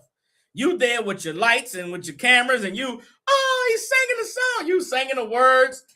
This his 150th time rapping this song in 2 weeks. The nigga can't not feel like doing it tonight. The nigga can't catch a cold and be sick and not be able to go out there and sing. The dancing cat, he can't get a cold and not be able to dance today. The backup dancer, the backup singer can't be like, yeah, I got strep throat. You better take some steroids and drink that chamomile tea. You better get out there and sing them vocals. Don't you know the rapper, the rapper and the singer cat, they can't talk outside of they rapping and singing. That's why they don't really do interviews and stuff in the middle of a concert tour. Because in the middle of the tour, I can't talk outside of the performance because I might ruin my voice. So for this 30-city tour that lasts 3 months, they can't even talk when they off stage. They can't go see their family. They can't take a break. You think your 9 to 5 hard. Think a 30-city tour, nigga, where you got to go perform for 2 hours every night.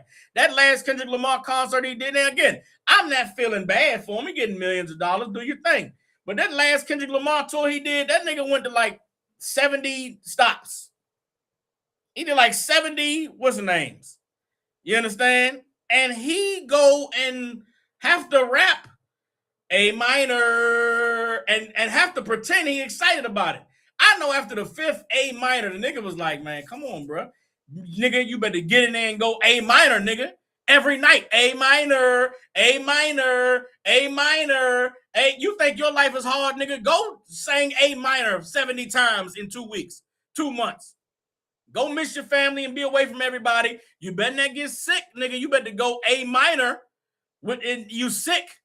Y'all go watch that Michael Jackson movie and y'all think Michael Jackson and them father was a messed up man. Oh, he was horrible. He beat them kids. He did this. Nigga, you want to be famous? Nigga, do you want to make money and live in Los Angeles? You want monkeys, Michael? Michael, if you want monkeys, you better go sing, goddammit, and don't miss a step. Michael had to go A, B, C, damn it, 1, 2, 3. He smack him. Bop. Michael, say it again. ABC, and the nigga got programmed into him. They father beat them so much to where singing just became second nature. ABC. Simple as 1, 2, 3, spin, goddamn it, nigga, spin around. Do the sugar foot, nigga, do the sugar foot. All right, now do the robot, nigga. Had to shake out, do the robot, and turn around, get back in line perfectly with everybody else. And if he didn't do it right, whack out. Guess what? Michael Jackson, the #1 singer in the history of the earth. You think that was by accident? Nah, it was by Joe Jackson terrorized him. That's how you become great at anything. I just watched Jalen Brunson win the NBA Finals, and the nigga like 6'1". How you 6'1" out basketball in the 7'4" nigga? Because there's tapes right now. You can go look up Jalen Brunson's training. The nigga was 12. His dad had him outside in the freezing cold shooting free throws, running drills. You want to be great, nigga? Go full court, crossover, spin, half turn, shoot the jumper. And the nigga, he was 12, crying. Spin, crossover, half turn, shoot the jumper. All right, good job. Suck that shit up. Go do it again. And the nigga had to do 100, dribble down the court, crossovers, half turns, shoot the jumper, and make it. And if you messed up on the 77th one, do it over again. That's how Jalen Brunson became great and amazing at 6'1". His daddy had to terrorize him into it. That's what we do in America. That's how you become great. Again, we were sold a dream that you had to sell dope, play ball, or sing to make it out the hood. All these, think about the people that you know that are famous for being narcotic traffickers. They had to be the most diabolically evil people on the planet. They had to sell dope to everybody. Pregnant women, old ladies, they mama, they nephews, they cousins, because nigga, this money got to be made. I ain't got time for feelings. The best singers, you think these singing broads are amazing. They put whatever was presented in their mouth to get that singing job. They bent over whatever was there to bend over on a chair, a couch, nigga, a ladder. They bent over wherever they needed to get that shot. You look at these actors and these cats, I know some of these actor cats went to acting school. The ones that didn't have to do the LGBTQ stuff to get famous, they went to Juilliard and, all these acting places. I watched Ving Rhames. Ving Rhames, who y'all know is famous for being the mama's boyfriend on Baby Boy. I watched Ving Rhames. He been swole and strong like that his whole life. I watched him on Pulp Fiction get done horribly by some white man in the movie Pulp Fiction. After that, now y'all help me out, ladies. Y'all know. I don't know. What year did Holiday Heart come out? Don't you know the same nigga that played Jody's mama's boyfriend on Baby Boy was a grown man in a dress on Holiday Heart? That's the same man. That's the same person. You understand? He was a woman in Holiday Heart. He got bent over and assaulted in Pulp Fiction, and he got to be Jody's mama's boyfriend in Baby Boy. Have you ever seen that man outside of his acting roles? His voice was like this. Yeah, so we got the script and we studied it and we were reading the lines. And when the part came where I had to say, guns and butter, young nigga, I had to get in the character. I had to really strengthen and it's like, who is this nigga? This ain't Jody's mama's boyfriend that was humping, holding her butt naked with the Kool-Aid. Yes, that's me. I'm the same guy. What? How do you get to this place in life where this how you talk in real life? And because when he was 5 and 7 years old, somebody was, Ving Rhames, somebody was smacking him saying, you don't know the horrors and the tortures people go through to be where they are. You looking at the end result like, oh man, who the cat that play the Falcon in the Marvel movies? The cat that played the Falcon, what else has he played? And he was Clarence in 8 Mile. The cat that plays Clarence in 8 Mile. This nigga was Clarence in 8 Mile. and he was the Falcon in Marvel. This cat has been in acting classes his whole life. He went to Juilliard and all of that, right? He's been trying to act his entire life. He was forced into that. He was forced into being an actor. Like the same way some of us forced into sports, he was forced into that. And he stuck with it and finally got his big break, and now he's acting. I think he was responding to the Drewski skit about I think he was responding to something about rappers becoming actors. I think that's what it was. The cat that played the Falcon and that played Clarence on 8 Mile, he was talking about doing Anthony Mackie. Thank you, sister. Anthony Mackie was talking about doing a Broadway play. And on this Broadway play, he was supposed to take the place of who my man that played I can't believe I'm forgetting these actors' names, man. I love these cats too. The cat that Don Cheadle. Anthony Mackie was supposed to replace Don Cheadle on a Broadway play, right? Anthony Mackie said he backed out of the play because the counter star of the play, they wanted it to be Mos Def, the rapper. And Anthony Mackie said, man, I went to Juilliard. I've been acting my whole life. There's no way I'm going to act next to a rapper. Like, it's beneath me to act with a rapper. And I watched that interview and I said to myself, Anthony Mackie, what do you think rapping is? If not acting, my nigga. Rapping is it's a sister art form. Rappers aren't rapping about their life. Somebody posted a video the other day. It was a picture of Rick Ross sitting at the terminal at the airport waiting to board the flight. And they was like, yeah, Drake raps is real because Drake said, if catch you on the plane, guess who's in the economy or something. And I responded like, Rick Ross catch a plane like everybody else catch a plane. Like, the waiting area for the plane is the waiting area, my nigga. It ain't like a secret waiting area for rich people. And some dummy came on in and was like, if he rap about flying in jets and G4s and private planes. And I said, so the nigga can't catch a regular flight? Because he rap about G4 jets. The nigga can't catch a first class flight and be waiting at the waiting area? And it really just let me know that people really believe that what's on TV and what they hear on the radio are these actual people's lives. I'm Rick Ross. I rap about being Rick Ross. That's not even my name, my nigga. My name is like John Craig or something. I'm a regular person. Rick Ross is who I pretend to be. Anthony Mackie. Are you Clarence, who's got 2 parents, who went to Cambridge? No, nigga, you was acting. Are you really the Falcon, nigga? No, you're acting. What do you think Mos Def is doing when he's making music and he's on the stage rapping? You think he's that real guy? The hypocrisy of it was mind-blowing, but I said it to say they take it seriously. The same way the basketball player practices every day in the rain, crying, shooting jump shots.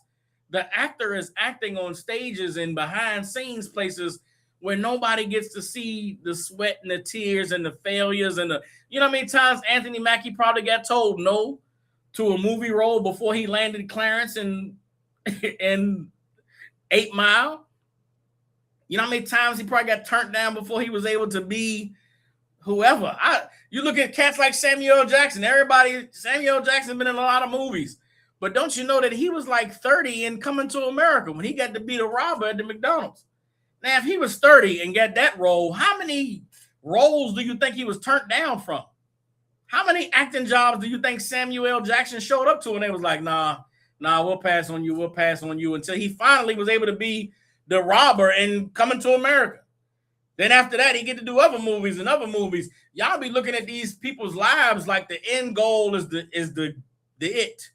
Man, it's a lot of work that goes into that. It's a lot of behind the scenes struggling that goes into these people reaching what they consider to be the pinnacle of their field. And it's a shame that in 2026, that is what has been offered to Black people as success, as opposed to what the Bible says.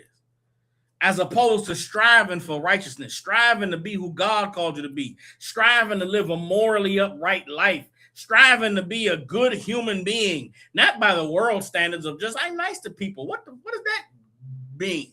The Bible gives you the blueprint on what makes you a good person, what makes life fulfilling. And because of the lies of religion, because of the lies of the church and all of these other people, we have not been able to attain the thing that God meant for us to achieve, which is to become who he called us to be. In the book of the Psalms, the 137th chapter, the Bible outlines the sentiments of a people who are in captivity, who are in slavery, that are being told to entertain their oppressors. And this is how it makes them feel. This is Psalms 137, starting at verse 1. It says, by the rivers of Babylon, there we sat down. Yeah, we wept when we remembered Zion. You understand? By the rivers of Babylon, they were in captivity. Babylon was not their homeland. Babylon was not the place that they wanted to grow up and the place that they wanted to live. And they sat down and they wept, remembering their homeland, remembering Zion, remembering a time when we were in power, where we were at peace, where we weren't being ruled over by our oppressors. Verse 2, we hanged our harps upon the willows in the midst thereof. Meaning what? Our musical instruments, we hung them on the trees. And wasn't no reason to be joyful. Wasn't no reason to make no music. Wasn't no reason to sing and dance. Verse 3, for there, they that carried us away captive required of us a song, and they that wasted us required of us mirth, saying, sing us one of the songs of Zion. That's what they're doing in the entertainment industry today. Sing for me, nigga. Sing me a tune, boy. Rap me one of those good old raps you got. They running the athletes in real life and say, oh, man, you're so big and strong in real life. You're so much taller than I thought you would be. All of those things are ways that these oppressors belittle you. All of it are ways they make you feel small. Oh, you have nice hair, and try to touch your bush. Or, oh, you look so beautiful. Your skin is just glowing. It's so great that all of that is them requiring of you a smile. You better smile and say thank you. You better smile and say, yeah, you know, I get that a lot. God forbid you say, why are you talking to me, devil? Do I look like I'm somebody you could talk to? Or if you ignore them, they come up with an autograph. Can I have your autograph? Can I have your autograph? You say, nah, man, I'm eating dinner with my family, man. Man, you're mighty rude. What? That's the way that we treated in this place. With all of our riches and all of our wealth, we still get treated like boys, still get treated like somebody that's supposed to shuck and jive and dance. I don't know if y'all know, but when white people walk into these bump into these rappers in real life, they ask them to rap. I watch these live streams now. These young kids, these young white kids get Aiden Ross or get a rapper on his stream, and he'll say, hey, man, spit that bar for me. And the rapper be like, no. Oh, man, come on, man. You don't want to just, just for the people, for the stream. I'm not performing for them. You want to see me rap? You better come to my show. Even that's degrading. You want to see me rap? Come to my show. You got to go out there and rap. Now, you better go hippity hop, hoppity hip. Now, you got to go get into it. You can't just be lazy out there and just rap your song. You know what I'm saying? Many men. Nope, you better get out there with that tank top on and do some push-ups, nigga. Better flex them muscles. 50 Cent got a pull-up bar in the back of the concert, so he could do 50 reps before he go out there, so he could look swole, look beefed up. That's just horrible. That nigga got to go push-ups before he go rap, so his muscles will flex for them. The rapper that sang nasty, freaky songs, he got to go and get freaky before he come out there and sing. You can't be Usher and sing those songs without being turned on.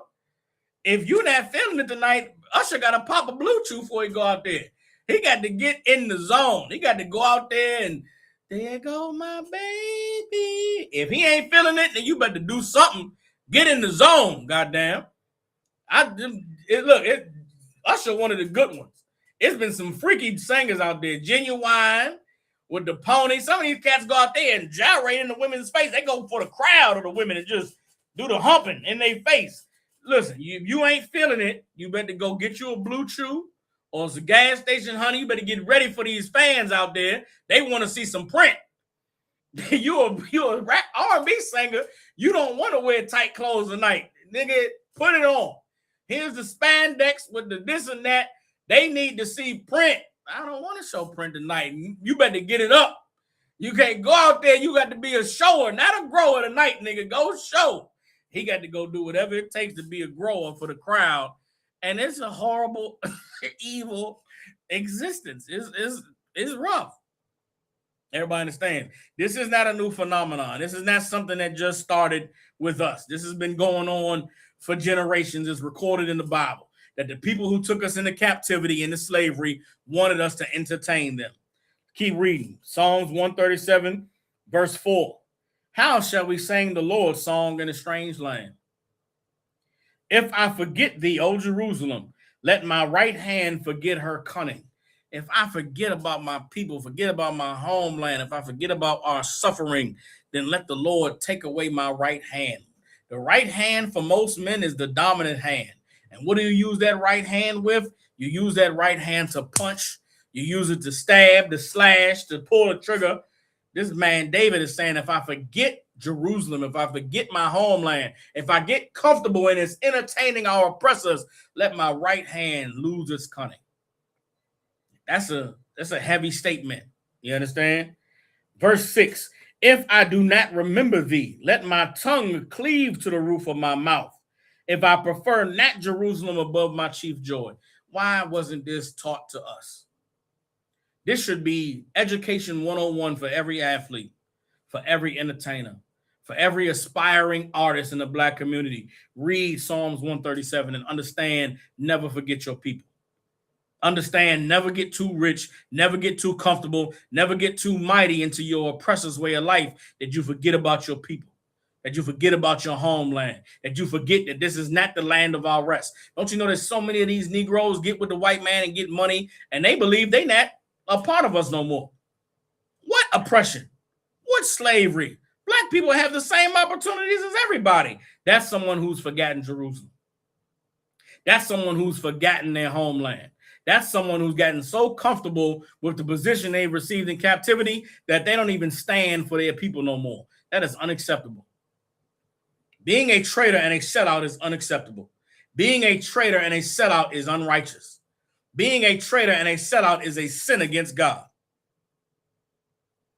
And it's because of the failures of the church that these athletes and these entertainers and these politicians have forgotten Jerusalem.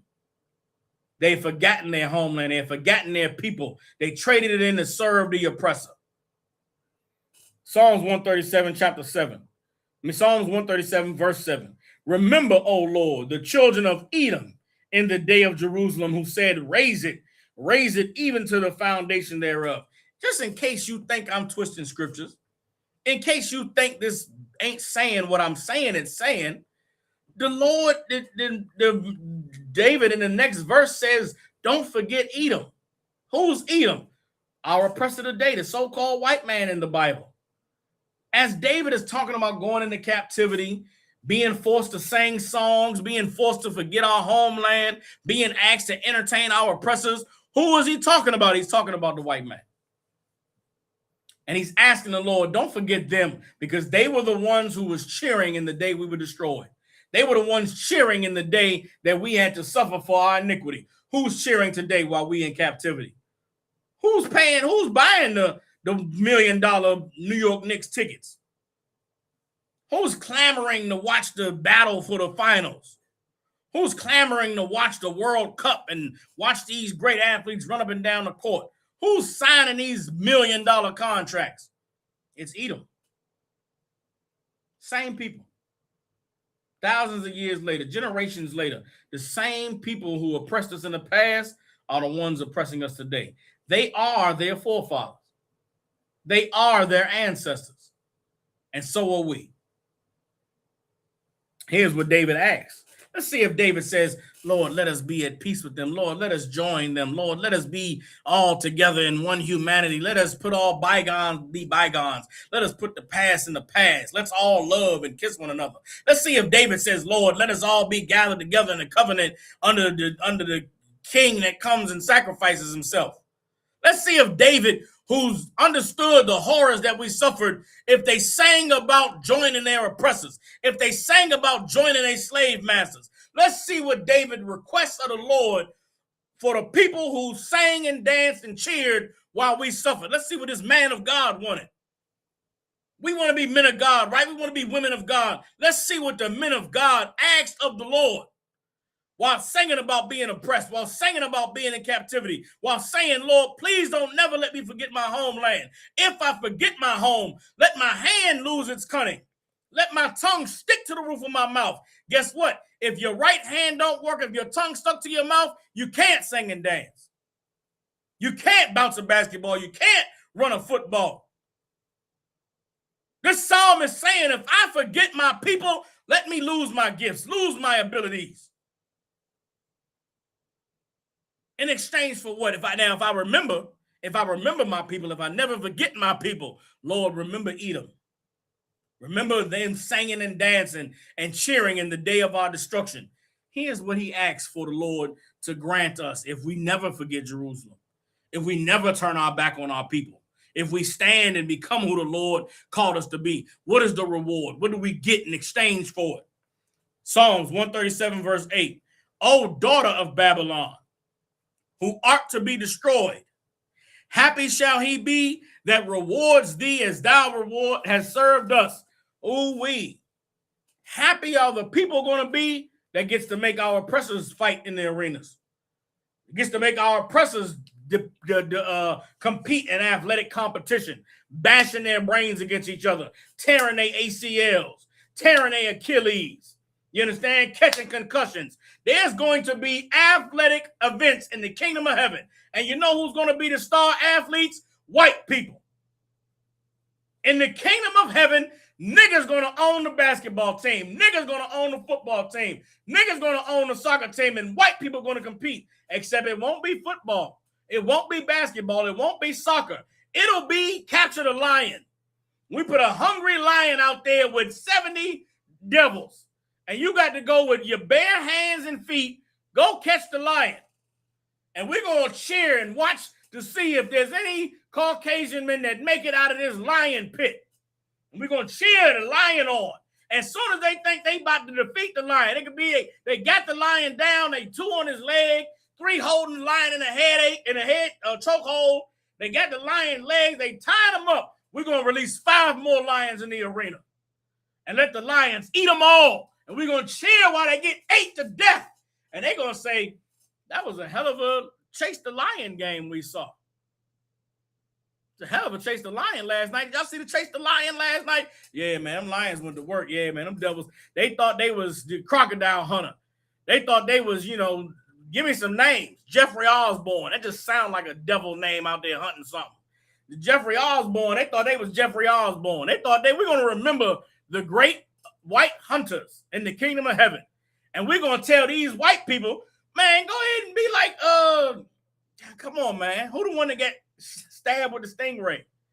Go ahead and be the crocodile hunter, man. Go catch the lion. Don't you know that at one time y'all used to catch all the lions? Y'all used to have lions in zoos, man. Go catch the lion. We're going to have go pet the gorilla games in the kingdom of heaven. I want to be in charge of the pet the gorilla team that play for, the city of Zion. The city of Zion gorilla petters. And we're going to have a gorilla, put the gorilla out there that's in heat. Gorilla in heat in the middle of mating. We're going to snatch the gorilla from mating, throw him in this cage with 7 white men. And it's going to be pet the gorilla. And the white man that can go and pet the gorilla and get away clean, he wins. Those who don't, you got to go play catch the lion. We're going to make them play pet the gorilla, catch the lion. And they're never going to win. Even when they win, they still going to lose because that's what they did to us. Am I making this up? The Bible is saying serve them as they served us. I just know this is what I'm saying in the kingdom. We're going to have them play these games because you know what? Nobody wants to see white people play basketball.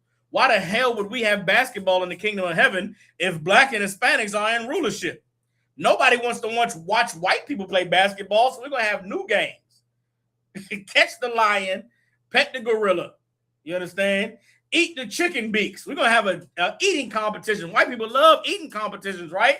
4th of July, they're going to eat all the hot dogs. We're going to have eat the chicken beaks competitions. We're going to have food shows where all we give our oppressors is mud and leaves and, dirt. And you got to make a meal. Make a meal out of this mud and these leaves and this dirt. And we're going to watch white people compete to make a meal out of the leaves and the mud and the dirt. And whoever wins, you get to eat your meal in front of everybody. That's going to be entertainment in the kingdom. Everybody understands? So, like you're reading on, this is Psalms 137, verse 8. O daughter of Babylon, who art to be destroyed, happy shall he be that rewards thee as thou hast served us. Verse 9, happy shall he be that takes and dashes thy little ones against the stones. In the kingdom of heaven, pinatas are going to be white children. The children of Edom are going to be pinatas in the kingdom of heaven. Am I making this up? Am I out of my black mind? Am I radical and crazy with what I'm saying? Happy shall he be that takes the little ones and dash their head against the stones. It's going to be pinata day in the kingdom of heaven. We're going to round up our oppressors' children, and we're going to find the ones with the squishiest heads. I like the ones with the big, ugly melon. Give me the one with the big,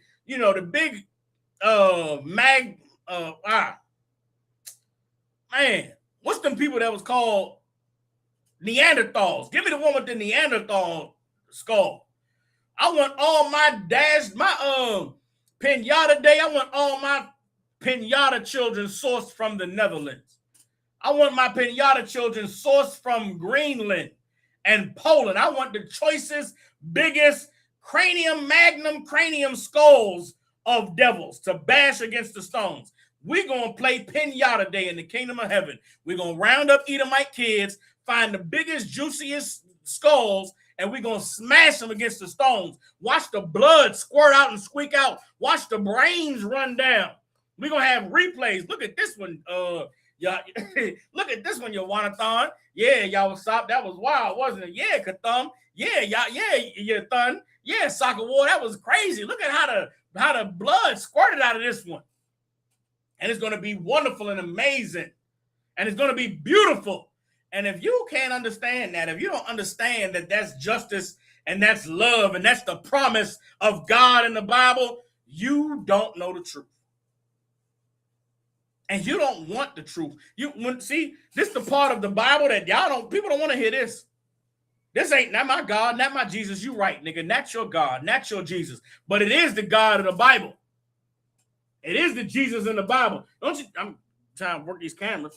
Don't you know that Jesus in the Bible said that when he come, he's going to say, bring those who would not serve me. Bring them before me. Bring them hither and slay them before me. Jesus is going to love to watch heads get chopped off because these were the people that wouldn't obey you. These were the people that wouldn't serve you. And you think that's cruel. The Bible says when Jesus come back, his garment is going to be soaked in the blood of his enemies, meaning the fringes on the bottom of his garment is going to be dipped in blood. Why? Because he's unaliving all the sinners, all the evildoers, so much so that he walks through blood, puddles of blood. That ain't your Jesus. That ain't your God. That is the God of the Bible, though. That is the Jesus of the Bible. He's waiting for us to become a nation that deserves salvation so he can come and unalive our enemies. He can come and take the slave masters and put them and make them the servants, and take the servants and make them the masters. That's what the Bible is about. You want to love everybody? Loving everybody ain't in this book. Men that loved everybody ain't in this book. Everybody coming together. How dare you say we're going to come together with the people that made us play in their goddamn arenas? Made us sing and dance and shuck and jive. They don't go to the same place we go. They don't get salvation with us. There's not a kingdom for them. They in their kingdom. We're going to get salvation. We're going to get a kingdom. And when we do, white people going to play chase the lion and pet the gorilla and eat the chicken beaks. And we're going to watch and we're going to laugh. And then maybe once a year, once a month, we'll have Pinata Day. We get to go and get Edomite children with the big skulls and dash their heads against the stones. And we're going to be happy about it.